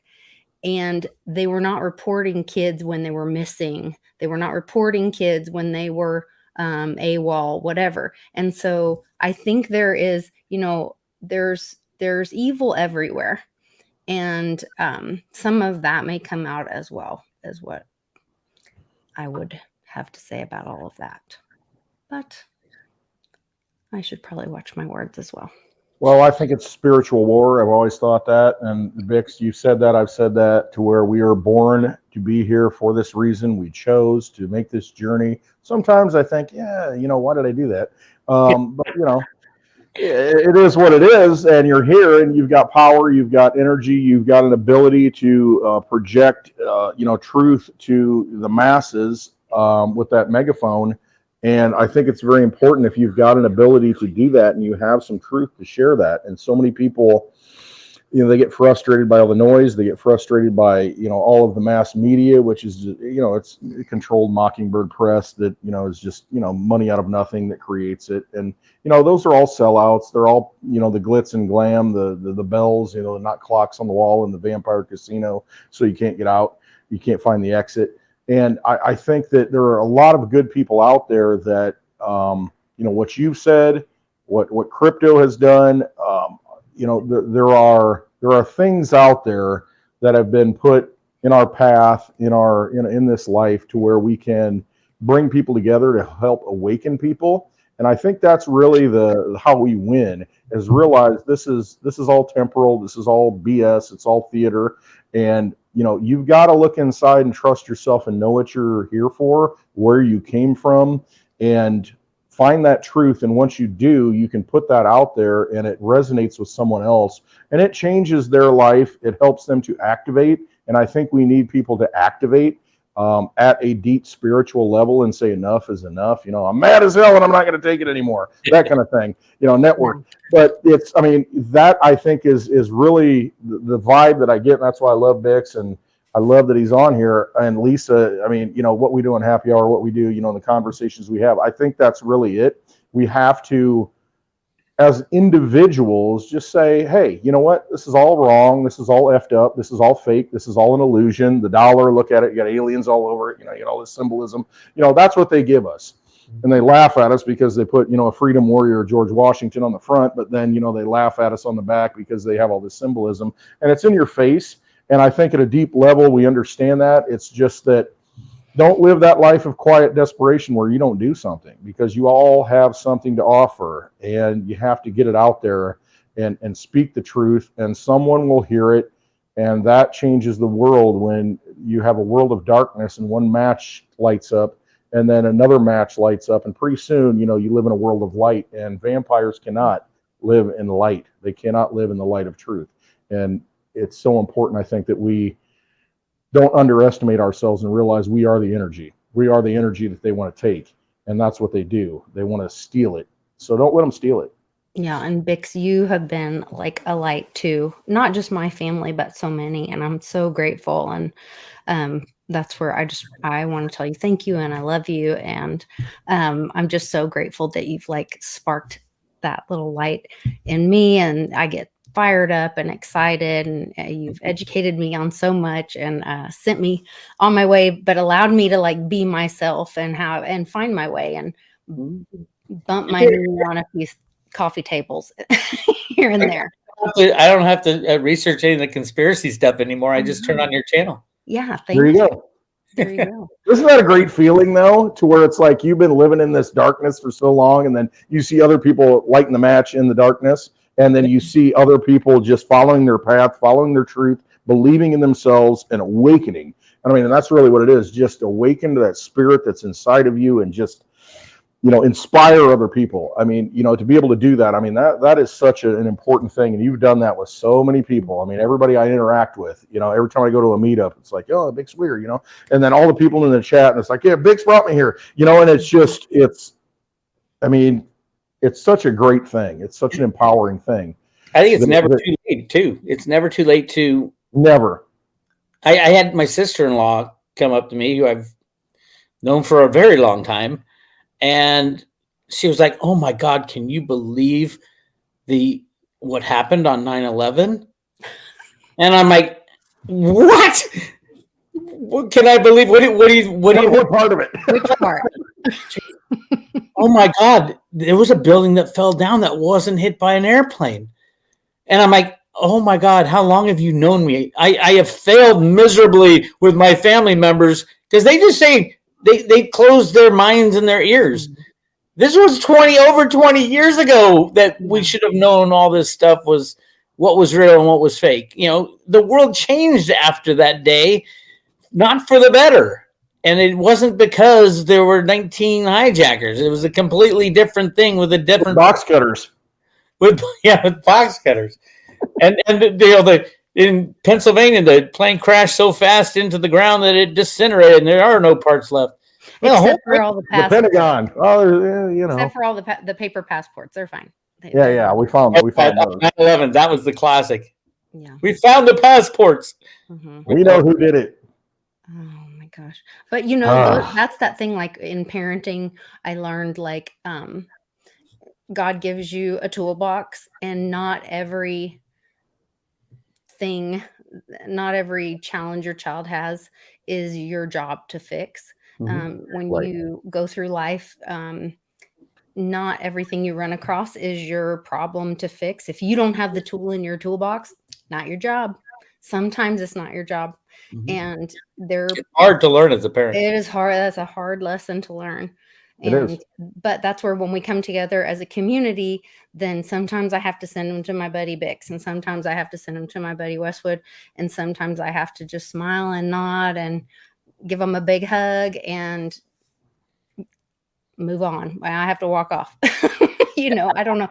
But I do think that it is going to be, everybody's got to lift themselves up. I think that's what we're coming to, is that taking personal responsibility for your health, your wealth, your financial responsibility, your personal safety, all of that. We all have to grow the F up. It's time for all of that. So I agree. I agree with that. Everybody, so many people, you take crypto, for example. We've gone on the road many times, and you try to wake people up with crypto. That's a tool to wake people up. And you find a lot of great people, and they're like, man, I'm so glad I'm here because I can't talk to anybody else about this stuff. Oh my gosh, nobody listens to me, and it's just like, it is what it is. I mean, your own family members, and they shut you down, and you can't let that discourage you. And like you said, Bix, it is never, ever too late. And I think we'll be taken to the brink, we'll be taken to the edge thinking it's all over. I mean, we feel it, it happens time to time to where we're like, I don't even know. Is it even worth it anymore? Is it even worth, telling anybody in this? I scream and scream and preach to the trees, it's preach to the forest. And does anybody hear me? But it's just like they do hear you. And at some point, they're just not, they can't, it takes time. It's just like getting into crypto. It's like the first time you got into it, you think, and I use that as an analogy. The first time you get into it, it's like, I don't know. I can't hold it in my hand, all these things. And then when you get it, you get it. And it takes time for people to get things.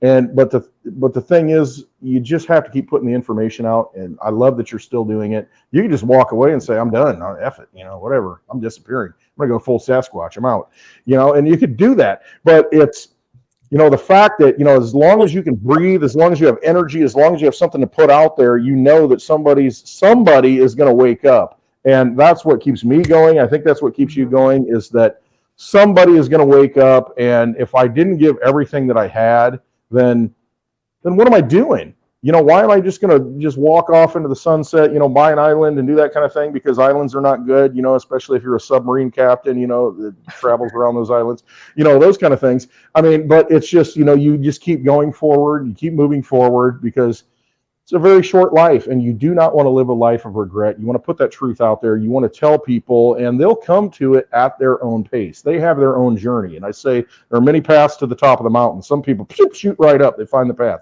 Some people got to wind around and around and around and around. And finally they get there. It's like, it's about time, geez.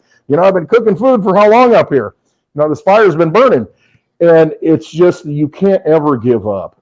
Because I will never give up on humanity. I don't think any of us want to give up on humanity. And that's why we do what we do, is just because, as long as there's an opportunity to figure it out, keep putting the truth out there, because people will come to it when it's their time.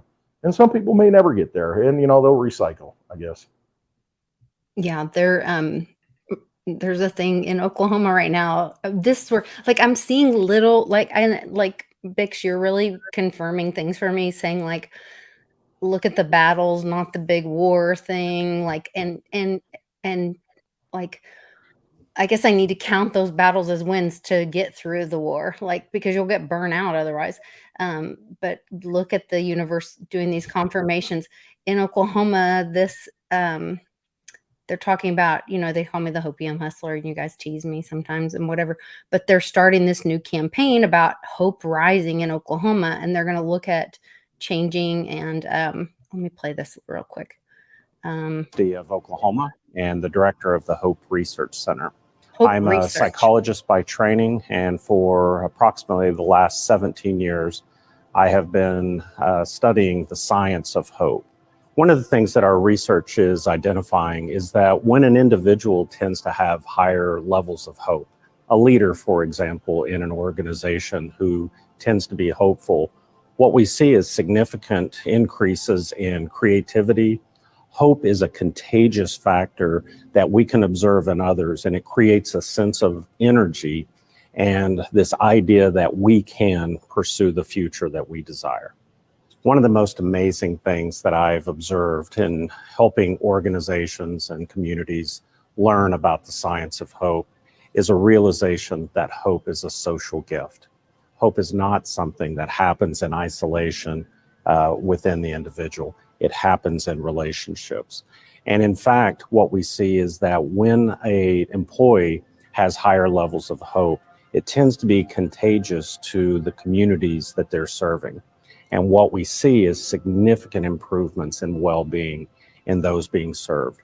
And so as I see individuals and organizations learn more about the science of hope, it creates an opportunity for intentional relationship building, where well-being is always the outcome. I am so excited about the state of Oklahoma becoming the first hope center. It's starting again. People around the world are watching Oklahoma instill hope into our communities, and they're looking to us to guide them as they begin to transcend this to their states, to their communities, to their nations. Hope Center, which I think is weird that we would be the first of anything, because Oklahoma is usually behind on things. But you know what it reminds me of? Have you ever seen, oh my God, what's it called? Hector and the Search for Happiness? No. Oh my God. Hysterical. Simon Pegg. So funny. Check it out. Hector and the Search for Happiness. Oh, it's a hysterical movie. Okay, I will watch it, because what it made me think of is I was watching one of those documentaries about the happiest people in the world, and they had a section where they did a study about people that were that had cancer or something, and it was the people that had hope recovered better than the people that didn't, and it really was it really was just they did these studies, and it was well, it really didn't have any it should be obvious. I mean, I think knowing that we're spiritual beings living in this sack of meat, yeah, the spiritual feeling, hope is vibrational. I mean, it ups your vibration. It's a healing type of energy. Well, that's where I think the reason you have to keep showing up for everybody because you are a community leader and you bring us all hope.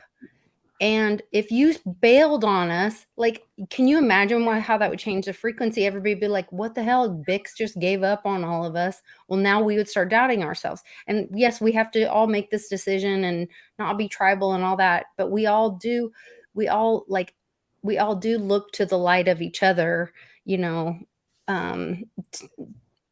to confirm our own beliefs. I understand that. We need each other. Community is important. So big hugs, community. And, I've told this story before. It's a very short story, so, you don't get bored. But, when I went into teaching, that's my degree. Still have my teaching degree. I'm still certified in the state of Illinois. I could teach. But when I was student teaching, they interview you, and they have the big Channel 1 cameras, or the TVs in all the classrooms. They have the network news that is fed out. But they did the little interview at the small school in the middle of the cornfields, the GMO corn.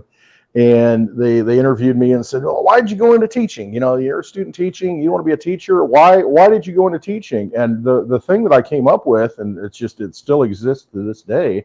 Why do I do what I do? It's to inspire people, because I'm not going to be your leader. I am not going to be the one that changes your life. You change your life. And if I have the ability to light that match, to light that fire, to inspire you to be who you were born to be, then mission accomplished. I mean, not George Bush 2003 on the aircraft carrier, mission accomplished. No, it's you've accomplished a mission at that point, to become who you were born to be. And, anybody who can inspire someone else to do that, that changes the whole world. Because when you change someone's life, change their mindset to become hopeful, to become that person who is going to do better and leave it better than they found it. I mean, what more gratification can you have in this life? Because that is a spiritual thing, and that's what we're talking about. We're getting down to that. We're drilling into it. It is a spiritual thing. We're on a spiritual path. We're here for a reason.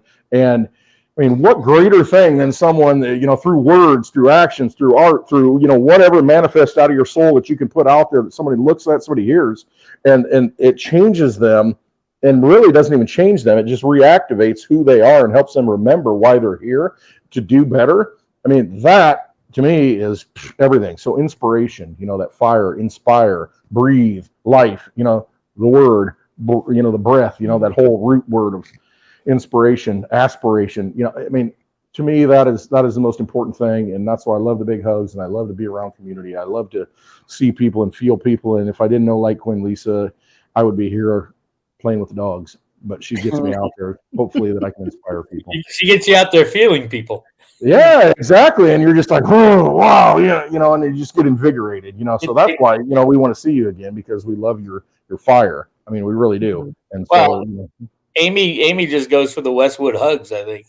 Well, hey, that's all right. If she can drag you along because she's looking for a Westwood hug, then fine. Bring your guitar, bring your music, bring your voice. Bring the ukulele. It affects so many people that I can't affect. But if I can affect Amy to affect you, to affect a greater audience, then I win. You win anyway. Yeah. I know Johnny said he's going to be there. We've got when is that? July? It's in July 24th and 25th in Nashville, Tennessee. Mm-hmm. I love Nashville. Yeah, I have not been in a long time, so I'm kind of excited about it. Only like a 5.5 hour, 6 hour drive for me, so I'm like stoked. It's not Vegas. I don't have to fly, so I'm good with that. A long journey for you. Stoked it's not Vegas. I can fly out here. Oh man, what a I'll night! Pick you up at the airport, and I'll carry your bags. Oh, I heard that. We'd probably take the RV. It's in the shop again for the 99th time. Are you serious? What is going on with that? You took forever to get it, and then you get it, and then you're on the road, and then now you can't go on the road. Think about it. You take 100 different manufacturers, and you throw it all on something that bounces down the road and has 4-wheel drive capabilities. You're gonna jar some things, but it was a new model from Winnebago, all-wheel drive. It just had a lot of things that went wrong, and they covered everything. That's awesome. And it's about an hour drive to get to the fucking repair shop that's authorized to do these things. So I'm like, all right, Amy, here we go again. Oh. I love it still. Adventures. Yeah, I still have my RV goal. That's one of my goals. I have all my Litecoin wishes. Javier wants that diesel pusher. He's not going, or he's not going EV. He wants the diesel pusher. So Cliff wants a flying RV. Oh, I know. Yeah, I mean they're out there. They're starting to come out. I mean, you see some of these flying vehicles. I found one that has a detachable helicopter, and I sent it to him. I was like, I think this is your thing. It has like a detachable personal helicopter part with it, and then win 4-digit Litecoin. Yeah. I don't think he's worried about that. No, he's not. Yeah. But I do remember in old videos, where Cliff talked about Litecoin. He says he loves the code of Litecoin. It's very beautiful. So, I'm sticking to that. Interesting. I love Litecoin. I mean, I like Litecoin a hell of a lot better. I like Bitcoin. Oh gosh, you can actually use it. But I think when the system falls apart, and all these guys like Saylor and JP Morgan and all the Bitcoin ETFs, they're all going to have to sell their Bitcoin to stay solvent or try to stay solvent. I mean, when an entity goes belly up, they have to sell all their liquid assets, and then they can declare bankruptcy. So, like Michael Saylor has a hell of a lot of Bitcoin, but he also has a company that is leveraged to a certain casino. But the reality is, I don't think he can shut everything off but keep his Bitcoin. He's going to have to liquidate his Bitcoin if the system falls apart. Well, fortunately, there's another layer that's been put in place, that they're controlling with the ETF. But none of them have Litecoin is the beautiful thing. And I think there's a song about that. Maybe somebody should break out the guitar. Hey, a means of exchange. That's good for the people, isn't it? Litecoin is the right coin, baby. I'm telling you. Publicly. I had some other friends that I was talking to, and they have a couple different projects, and they were talking about how actually they were challenging some of the privacy coins because they were like, the minute, they're private until they're not, until you have to get on an exchange and you KYC yourself. And then here's my privacy coin that I'm swapping, but I KYC'd myself to swap my privacy coin. But you wouldn't, and they wouldn't allow, I don't think they'd allow in the new regime, any privacy coins to be bought and sold on a regulated exchange. Well, not in the US, but in other countries or whatever. But you can always go down to your local, look in the paper, see who's selling Monero, and go down, meet them at the grocery store in the parking lot with cash, and it's done deal. That seems right. Go to Craigslist. I mean, there are people taking, go look at cryptocurrency is okay. And you see it on a lot of ads, if you want to buy something and you find those communities, because that's what it is. A peer-to-peer electronic transaction. They have meetups, crypto meetups. Yeah. Yeah. That's the way we used to do it. In the early days, there weren't any exchanges. I mean, I was wiring money to like Istanbul to get a Bitcoin, and I didn't know where it was going. I didn't know it would show up in my wallet. I was MoneyGramming. It was called MoneyGramming back in the day, and we didn't even know the price of these things. There wasn't anywhere we could find out the price. There was no exchanges. It was like okay, I got it. Man, I mean, but that's important though, isn't it? I mean, the fact that you have it in your possession and have the tools to have it in your possession. Once you have it in your possession, it doesn't matter if the banks crash. It doesn't matter what regulations they put in. I mean, as long as the last computer's running, you can still go peer-to-peer. Yeah, we're going to go back to the early days of cryptos where there is no trust involved in that though. Like, there isn't. Well, yeah, to Istanbul, but not to going down to your local market and meeting in. When you have it, Dick Allgaier got his first Bitcoin. He went down with 10 grand in cash and met somebody at the local market. That's the way cryptos were meant to be in the beginning. That's the way until it confirmed to his wallet and then said, "Okay, here's the 10 grand." Yeah. Exactly. Yeah, that's what she is. Somebody comes and buys a Digibug and they want to pay in Litecoin. I'm like, okay, boom, there it is. All right, here's the title. Get out of here. Yeah, there won't be any exchanges up and running when the banks crash. No, because we built our own system. We've got our own network. And I mean, that's the important thing about crypto that people don't realize. And I mean, I go to coin shows, in Bix. You'll appreciate this.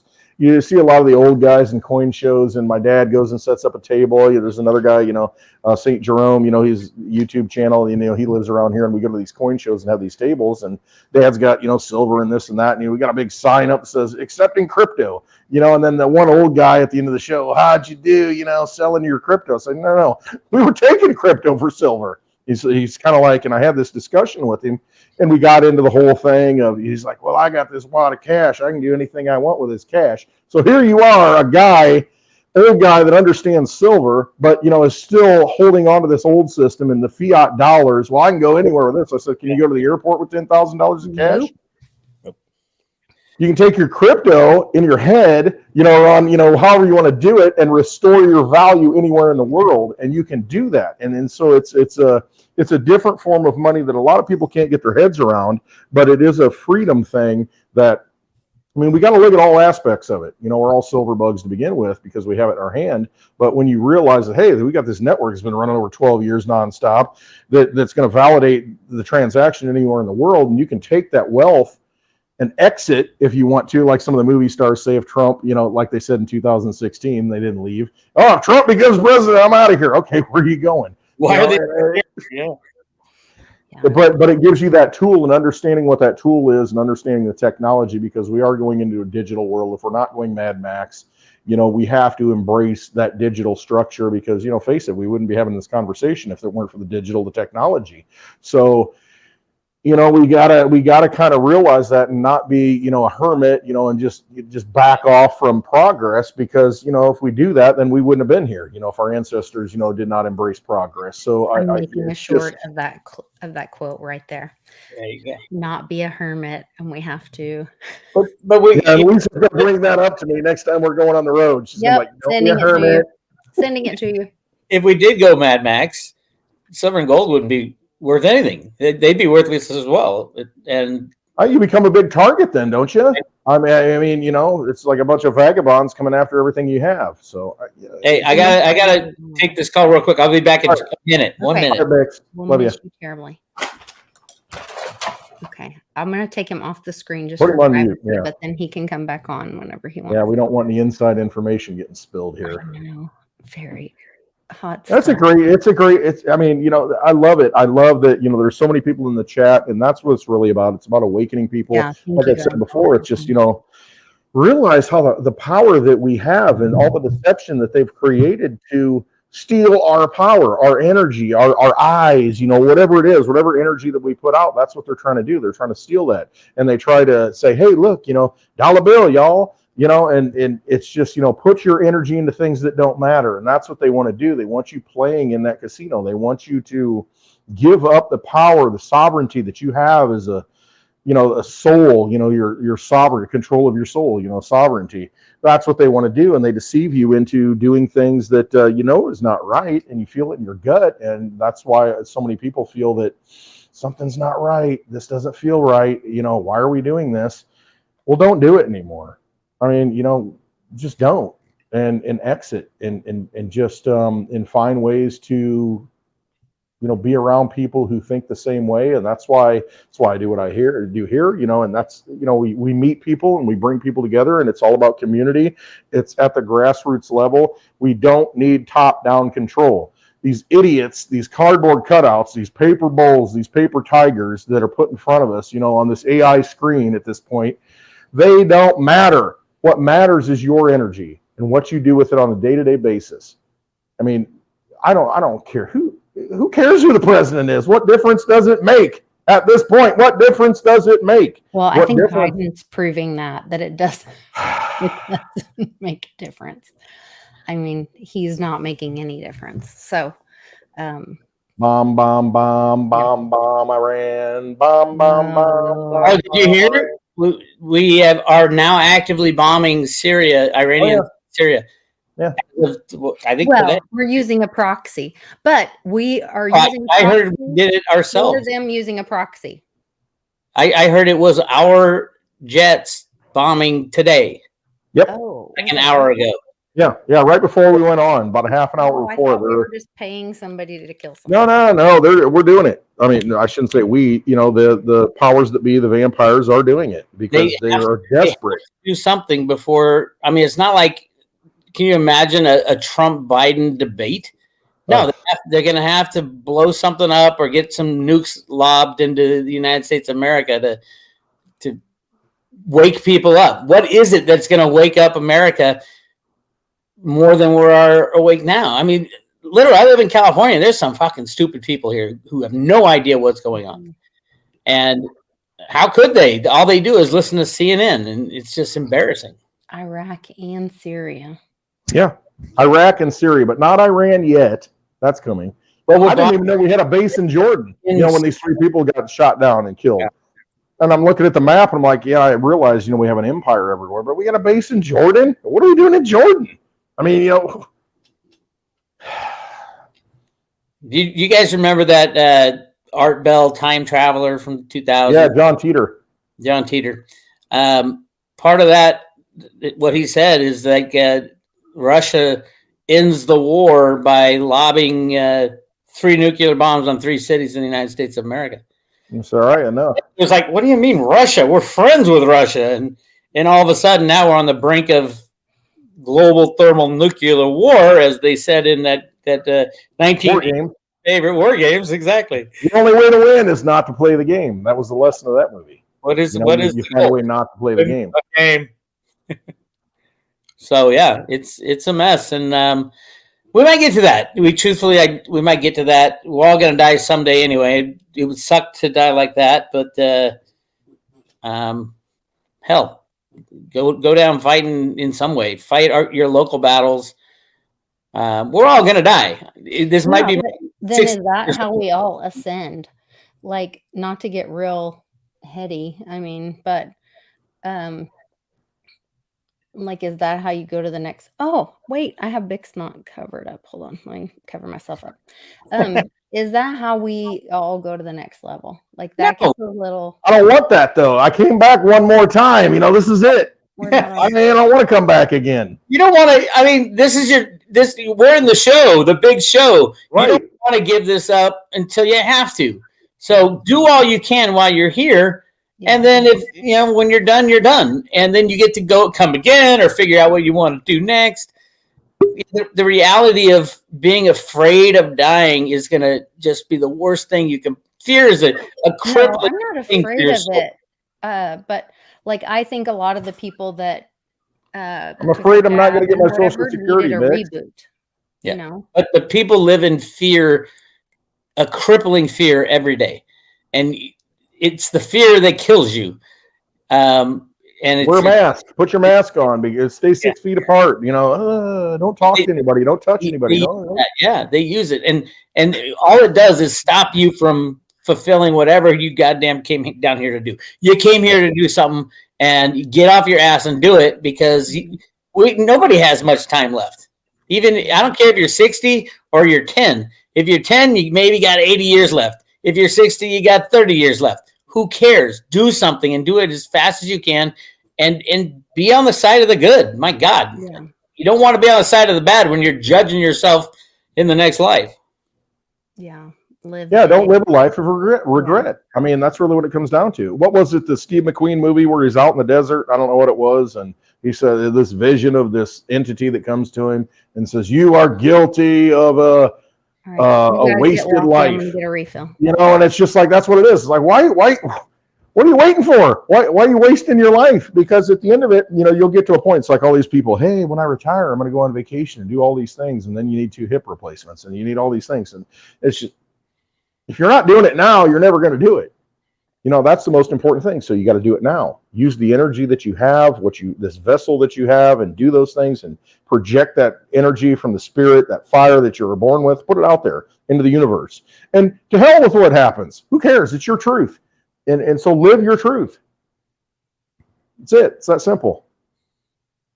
And the lovely Litecoin Lisa has left the building. Gone. She's out.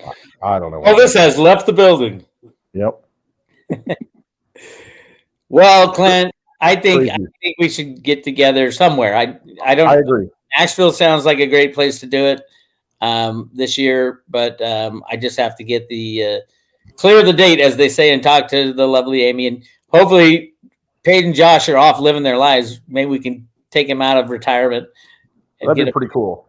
Put the band back together, because we're on a mission from God. Time to put the band back together. We're headed down there in a couple weeks for Josh's birthday, so we'll put the sell point on. But they have lives now. They're so busy doing great stuff, and I don't want to oh shit, Bix is saying he wants us on the road again, and they got lives to lead. Oh my God, there's Josh. Yes, let's go. Well, there you go. You got your answer. Talk him into that one. Yeah, twist my arm. Oh, okay. No, I think it'd be a great time. I really do. It'll be a good moment. Yeah. There's a lot of energy building, and I think that it might coalesce, and that'll be a good point to kick it off. All right, we'll work on it. Keep the fire burning, brother. Absolutely. Oh, Lord. So, yeah, everybody, in case you didn't get the message, buy silver and cryptos and put them in your own possession because, I mean, obviously we're seeing it with FTX stuff. You're not going to get your cryptos back. No. I hear they already, what's the other one? Celsius. Is it Celsius? Yeah. Celsius made an agreement with the SEC, but part of that agreement was all the Celsius altcoins had to be sold to suppress the price. It went into Ethereum and Bitcoin, and then they're taking, because what they were doing was illegal, they're taking that. They've turned it into a mining company now. Oh yeah, so they can mine out the last 2 million Bitcoin and they can control it. You know what I mean? It's like a race, to get the last scraps off the table. Yeah. Okay, I have a question about that. When they launch these mining companies, don't they go ahead and make contracts for mining in the future? So, with BlackRock probably, so that they get all the existing or couldn't it all already be theoretically contracted out? Who are you talking about? These companies that went out of business. Any of the Bitcoin, couldn't the Bitcoin already be contracted out as mined?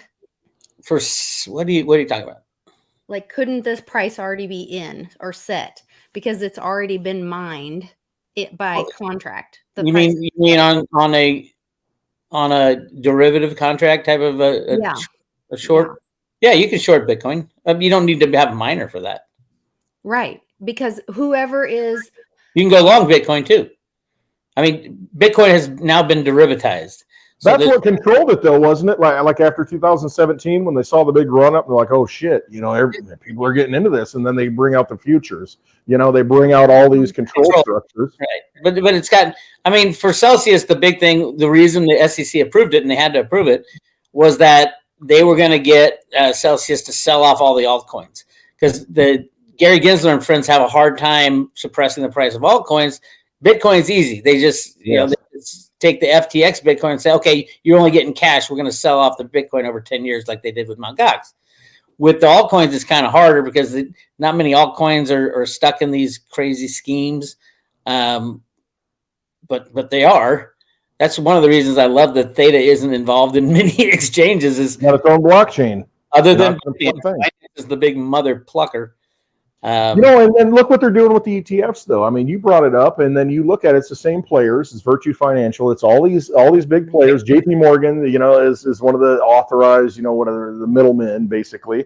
And the SEC, that was one of their requirements before these ETFs were approved. Over half of them said, "Oh, it's going to be cash settled, if anything happens." So it's just isn't it just like the silver ETFs, to where it's like, well, you got your Bitcoin, well, you kind of got your Bitcoin.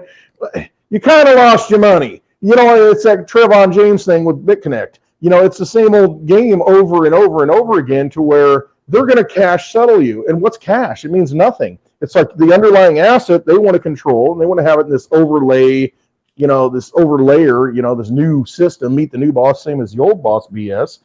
I mean, isn't that what they're just doing over and over again? And most people, just because I see it on Wall Street, I see it on CNBC, they're like, "Oh, great, the ETFs. Now we don't have to self-custody. It's so easy now, where you can roll your money in and it's all protected and backed up." And come on, by definition, the ETFs are owned by Seed and Company at the DTCC. By definition.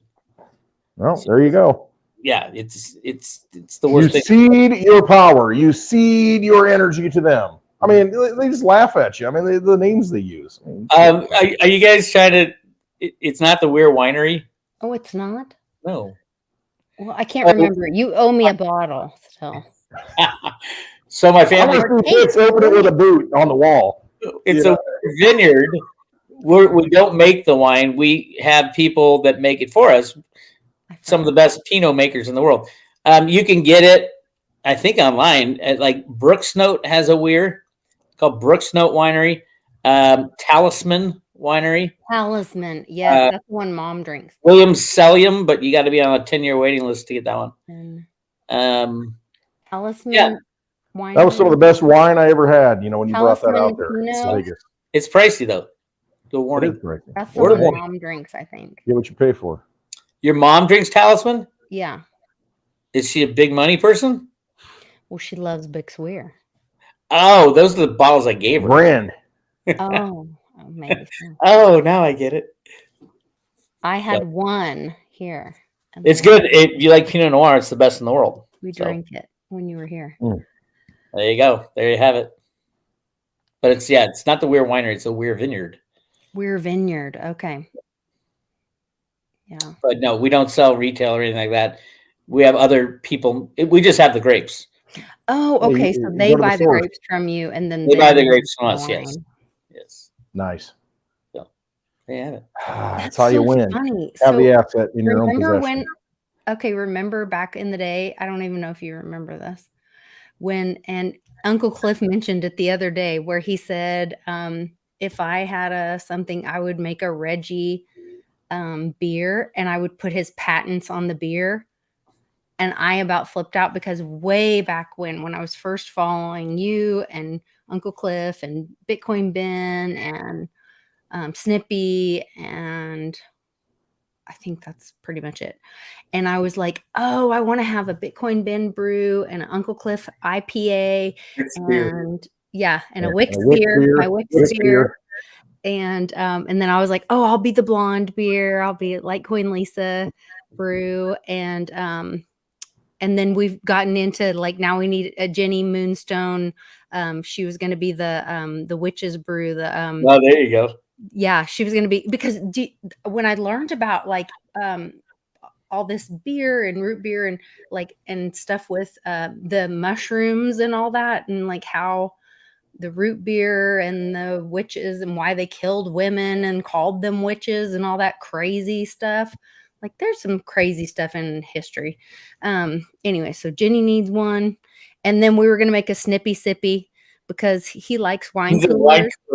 Yeah, but he's not offended by that, because he knows he likes it. He loves them. And but then Westwood likes whiskey. So then I was like, oh, now we need to have a Westwood whiskey somewhere in there.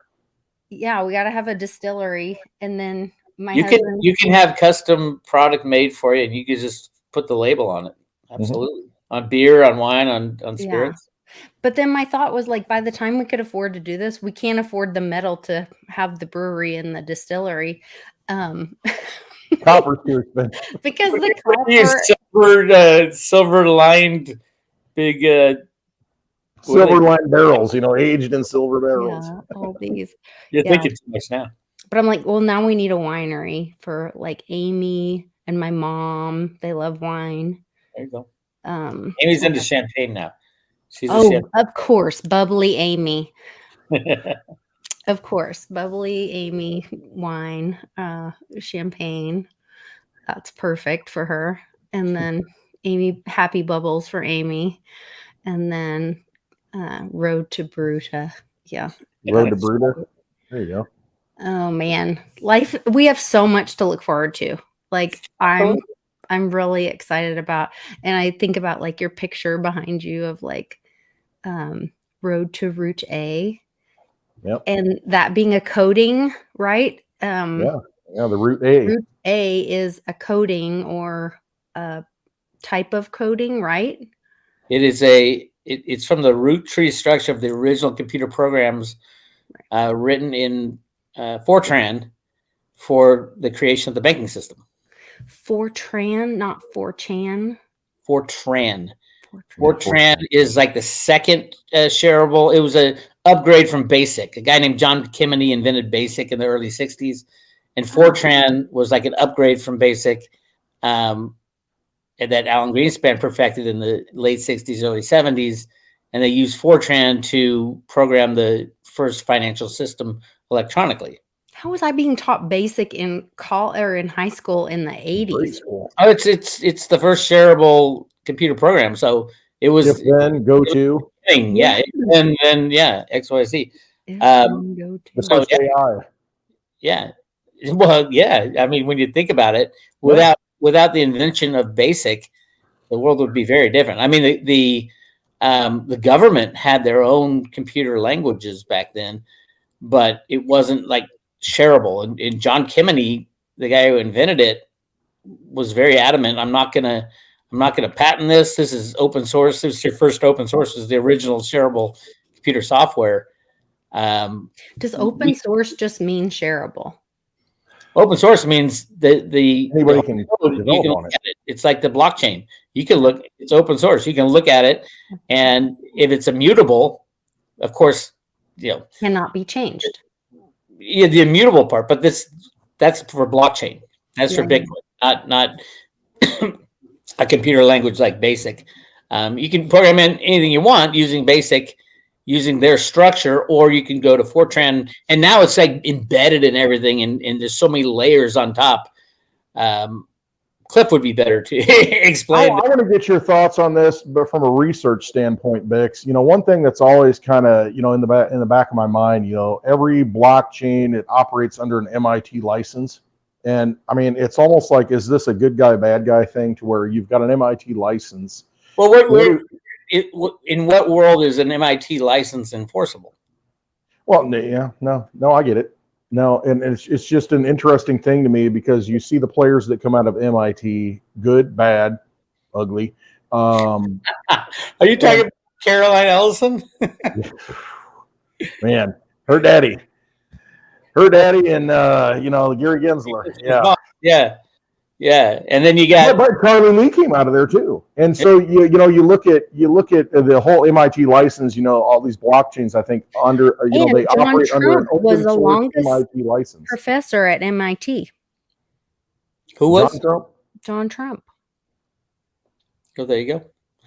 There's not many dummies. Gun, what's the weapon? Who's shooting it? I guess. Just a tool. Yeah, absolutely. No, that's just an interesting thing. Like National Forest to me, it's an interesting thing that runs through my head, when I wake up in the morning. Like, what did I dream about? I don't know. I saw a vision of 24% Litecoin up, when nothing else went up, so I'm waiting for that to fulfill itself. Join my Patreon, and then you can get more dreams and visions, You're so funny. I don't have a Patreon. I was gonna say, my Patreon. You join Lisa's Patreon. Yeah. Follow myself. Trust myself. Anyway. So nobody asked me a question, huh? Well, there's all kinds of questions. Everybody wants to know when moon, I wasn't right? paying attention. When silver. Are there any all caps in the chat? Sorry, I was paying attention to you boys. Josh Lake says, yes, let's go. That's not a question. It's all caps. I saw so we went to an estate sale today, and it was Silver Lake, and I thought of Joshy Lake. Oh, that's cool. Yeah, that's his Twitter handle. Silver Lake. Oil. Top Shot Hernandez is asking about oil. Okay. Oil's been going down. Is that the question? Oil. I don't know. Oil is the price of oil is determined on the derivatives market, just like everything else. It is the largest asset bought and sold.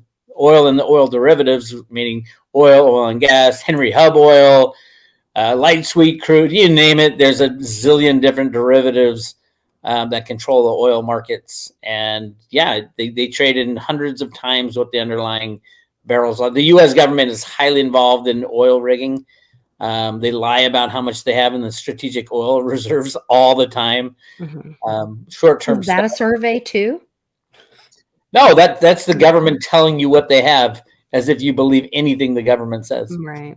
But they use it to slam the price of oil down and shit like that. Well, when it was negative $40 a barrel, I said, "Hey, bring it all here and pay me the $40. I'll store as much." That's as you want. what Oklahoma did. Yeah, I mean, nobody took delivery on minus $40. Unfortunately, they canceled a lot of those trades because even the banks were losing money. No, they took delivery here in Cushing, Oklahoma. So you're telling me, Lisa, They filled up. Ooh, well, yeah, it filled up, but who filled it up? Who paid them? And he said, no, he said Mexico will pay us back later in another way. And that's how we will get silver. What's that got to do with the comics? In another way. Well, it'll get taken out of the comics. Who's he? Oh, you're talking Trump? Yes. Is that when was Trump in when it was on his birthday? $40? It was on his birthday. And well, there you go. Now you know who rigged the oil market to minus $40. It was Trump. It's fine, because you know who is the oil markets is the tycoon families who got rid of hemp that could have actually been for we the people. Right, but who was hurt by the minus $40? Who got financially removed from the COMEX on a stretcher? Oh, I don't know. Yeah, that's the question. I know they forgave a lot of the trades because it was it was a joke, but at the same time, there were people taken out, and the COMEX gets to pick and choose who they remove from the field of play. So this is like never let a good crisis go to waste kind of thing. It wasn't a crisis. Trump rigged it to minus $40. It's not a crisis. It's a fact.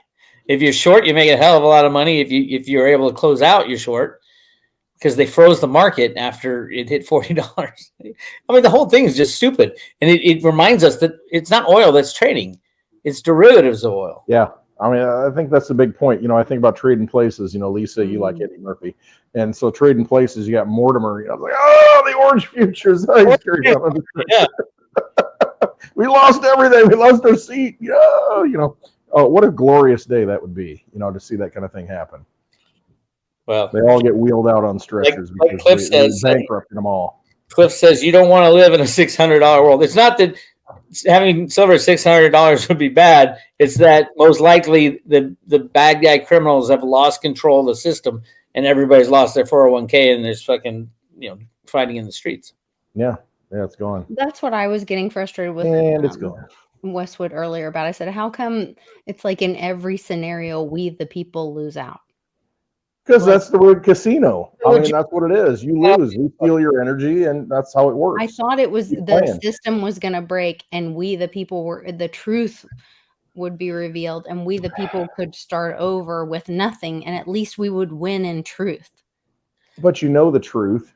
I mean, I think we all know the truth, and we come to truth at a certain point, and we make decisions accordingly and use the tools that are available that is still rigged tools. And you go buy the house and, in your dream property and this, and then you start, doing the things that you want to do and live the life that you want to live, but you still speak the truth so that other people can do that. I may not be expressing that correctly, but I mean, you do what you can do to break free from it. To listen, go get some heirloom seeds. Hey, find some black dirt to plant them in. All wealth comes out of the earth. Once you realize that, I mean, get your piece of heaven right now and activate that heaven on earth to where you can break free from that and be independent and be as self-sufficient as you possibly can. And rather than depending upon, again, like I said, hey, I'm going to go vacation, when I get my retirement that is going to be devalued, how many percent? There can be no Superman if the world is only full. You are your own Superman. That's what it comes down to. You are the Superman, and you've got to activate, become the Ubermensch. I mean, become that person, and that's what we all have to do. Quit relying on the facts, that are 350,000 jobs got created, so everything's fine. No, I mean, it's all an illusion, and once you break free from that illusion, and it's just like, I'm gonna go walk the dogs and have a cigar. I'm going to have some whiskey on happy hour, and I'm going to live my own truth. I'm going to do my own thing. I'm going to put my truth out there, and it's up to you to, what's your truth? And it's, there are real things out there. There are like I said, negative $40 oil. I mean, hello, McFly, wake up. I mean, that doesn't exist. That is not reality. And so we have to, get to a point where, That doesn't affect us. It's all noise. It's all BS. It's all an illusion. It's all David Copperfield in Las Vegas. It's, it's all, nothing matters. And then you realize, who do you interact with on a daily basis? What do you need on a daily basis? You need to eat, need a little heat, need a little cool in the summer, this and that. And you try to put yourself in those positions to where you become decentralized as much as you possibly can, because you realize it's all a rigged game. And quit depending upon, the news to feed you. I'm not talking to you, Lisa. I'm saying you in general. This is the language that we have. I'm not talking to you, Lisa. I know. It's just like you in general. It's like, quit relying on these external forces to be the savior, because you are the savior. You will save yourself if you allow yourself to do that. All right. I got it. Get off my soapbox. Jason Moore's asking Bix, should I buy Litecoin silver rounds? This is a cute question, but Litecoin silver rounds, I don't like to mix cryptos and silver. And you might be talking about just a silver round with the Litecoin stamp on it. They also made silver coins with an actual wallet in it with one Litecoin on the back that you peel off. Yeah, that's the one with the stamp. That's just a silver round with Litecoin on it. But yeah, you're right. They used to make, I think Ballet Wallet's making new coins now that have a little wallet on the back they used to in the past. Yeah. And it's just like, hey, I need a crypto to back up my gold, so that it's tied to that. And it's like, it's kind of a derivative a little bit. Ever buy a wallet from somebody else that you don't create yourself, because they're going to know your private key. So no, buy a silver round with a Litecoin stamp for the fun of it, or pay what a generic round. It's just the value of a Litecoin stamped silver coin is the value of a generic round, is what it is. Yeah, it's 1 ounce of silver. It's just cooler because it's got a Litecoin on it. It has Litecoin on it, but it doesn't add value to it. No. Bix, will you be in Spaces tonight? Oh, good. I've already been on for 2 hours and something. I know. This is the Spaces. I'll tell you what space I'll be in. I'll be in my bed. Oil in Syria. It's about the pipeline. Yeah, maybe. The military is highly involved. We can blow up a pipeline that feeds Europe and get away with it. So, who knows what the U.S. is doing right now? We can shut down pipelines from Canada. We can shut down transfer of, energy. And that's what it is. It's the energy. They want to control the energy. You are the energy. You have the energy that you can put out on a daily basis. In your own world, put that energy out there into good things. Energy that comes from someone else, figure out ways to do it yourself and become independent. That's really what it comes down to. This mentality at this point of speculating of, when are the powers that be going to allow me to get rich in their system? And I think that's what a lot of people are looking at. Just stop participating in that system. Exit that casino. It is just a casino. Build the energy where you're at, and whether it's through community or storing your own 55-gallon barrels of oil, whatever, gasoline, whatever it is. Find the things that you need and acquire those things and have them in your possession. And know that you have them in your possession. It's not tied to anything else. It's not a derivative. It's not something that's, again, dogs on the couch. Again, I'll turn this camera off and I'll be happy smoking my cigar, having my whiskey, whether or not I'm on happy hour and I got the dogs and they love me, and that's what it is. And so find those truths. All right. I think it's time to, one more question, then I'll let you go, Bix, I swear. Bix, Theta price projection through 2024. So I had somebody tell me, so there's this whole ETHgate thing, which I went way down a rabbit hole and then was told that I should probably not do any reporting on that, but let somebody else do the reporting on that. But I was like, I'm not reporting. I'm just like, here's what someone else said about it. You do your own research. But people should go follow Boring Sleuth and then do some critical thinking. And it's very interesting. There's also a Twitter post that Vitalik said, like, it's okay to have child porn or something like this. It's very weird. People should look into that. Do your own critical thinking. But I was told that Theta was one of the very few, like, chains or projects that was capable of handling, like, if a project like Ethereum were to cease to exist, Theta could handle like a transfer of all of that, those projects. It's written in the same computer language as Ethereum. I think behind the scenes, there are people behind the scenes at Theta who have not made themselves known, that we saw them in remote viewing type stuff. There are people guiding that project. Ethereum, I don't think, I'm not happy with Ethereum. I never have been. Theta does what Ethereum wishes it could do for pennies on the dollar, and faster and better and stronger. But Theta did, from the very beginning, said, we're not competing with Ethereum. It's like robots. They said, we're not competing, even though they're faster, better, and use the exact same language. But they're also not protected by the deep state. Yeah. Well, and I was pissed in the beginning because Theta is one of the only big coins that never got on Coinbase and Kraken and Gemini, and now I'm just thanking God that they didn't. Yeah, you don't want people holding their Theta on those exchanges that will go down and be stuck in a bankruptcy where they sell off all the coins. But at the same time, people want instant gratification from Theta. Who knows? Theta could be the number one crypto tomorrow with a software download. And that's just a fact.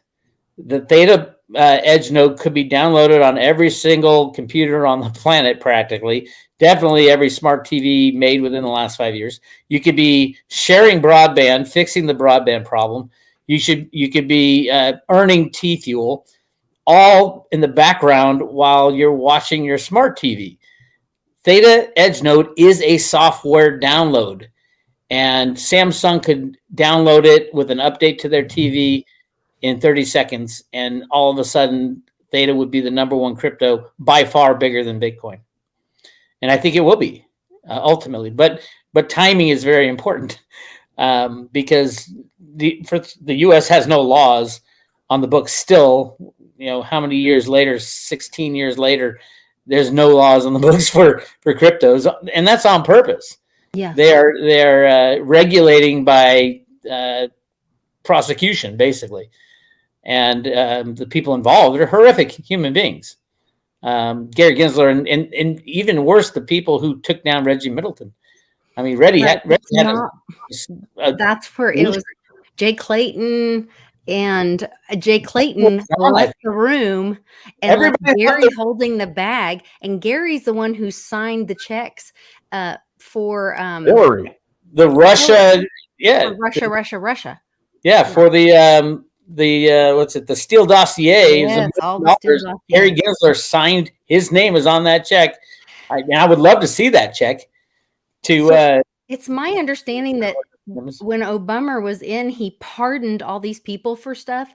And so they're having to get caught on new things. That's part of the reason people get so pissed at Trump. Oh, you left all these people, these bad people in these positions. He pushed them forward to get caught in new bad things or in new old bad things. I don't buy it. That's but I mean, that's good as long as you have somebody to prosecute them. But I mean, look at the prosecutors that are out there now. I mean, nobody comes to justice. Because they got forgiven. They got to pass under Obama. No, I get it. But here's the thing. Gary Gensler tonight is going to go have, a Wagyu steak, a tomahawk steak, out in D.C. tonight. Somebody's got to serve him that steak. That's his brother. That's his twin brother. Or whatever, whatever it is, clone, whatever it is, same DNA. But, he's going to sit down and think he's comfortable and he's going to enjoy the fine life.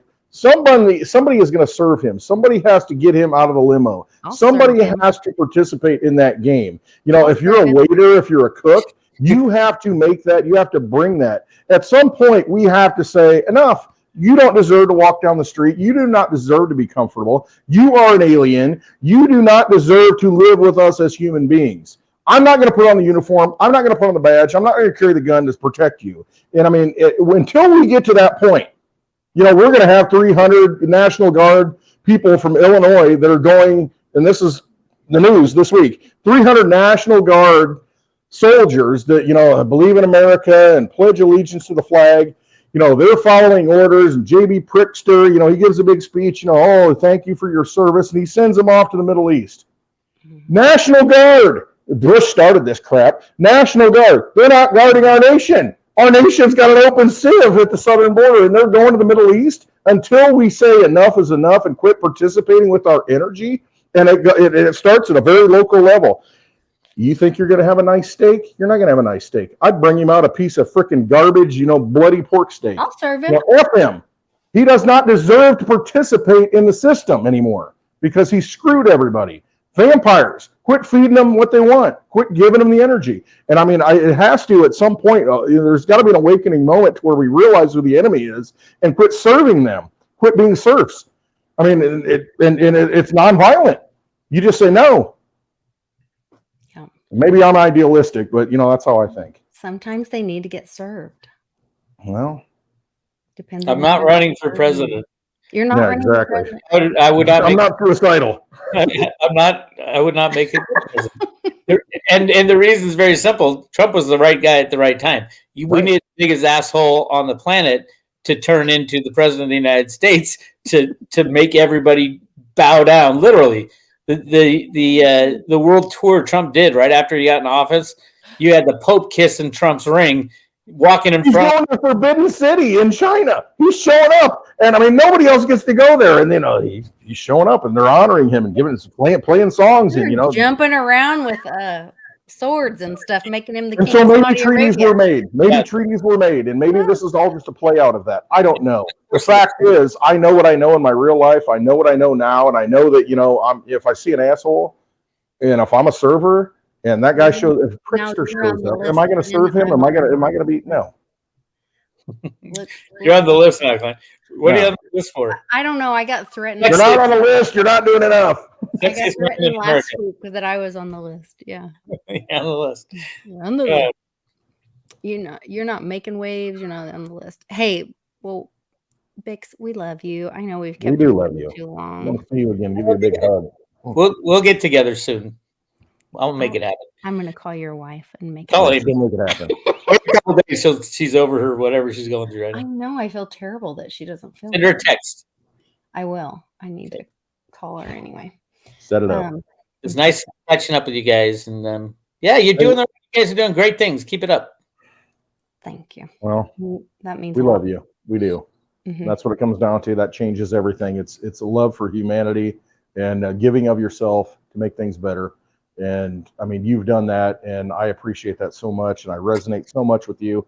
And I'm so glad that you're here. And I want to draw you back in like Lisa draws me in. I get Clint hug any day of the week. Love you. I do. My arms don't fit around him. He's so broad shouldered, like a mini squat on both sides, and then really a Westwood hug. Westwood sandwich. Yep. All right, you guys. Love you. All right. And love you all in the chat. Thanks for joining us. Yeah, for this, thank you all. Marathon happy hour. It was great. You guys, it's 2 hours. 2.5 hours. Holy crap. 22. I know, crazy. 2 on 2. See you guys. All right. Bye. America's not the government, people. The America is you. It is the Grand fucking Canyon, the Rocky Mountains, the deserts of the Southwest, the Pacific fucking Ocean, the Atlantic fucking Ocean. It is the grandest continent.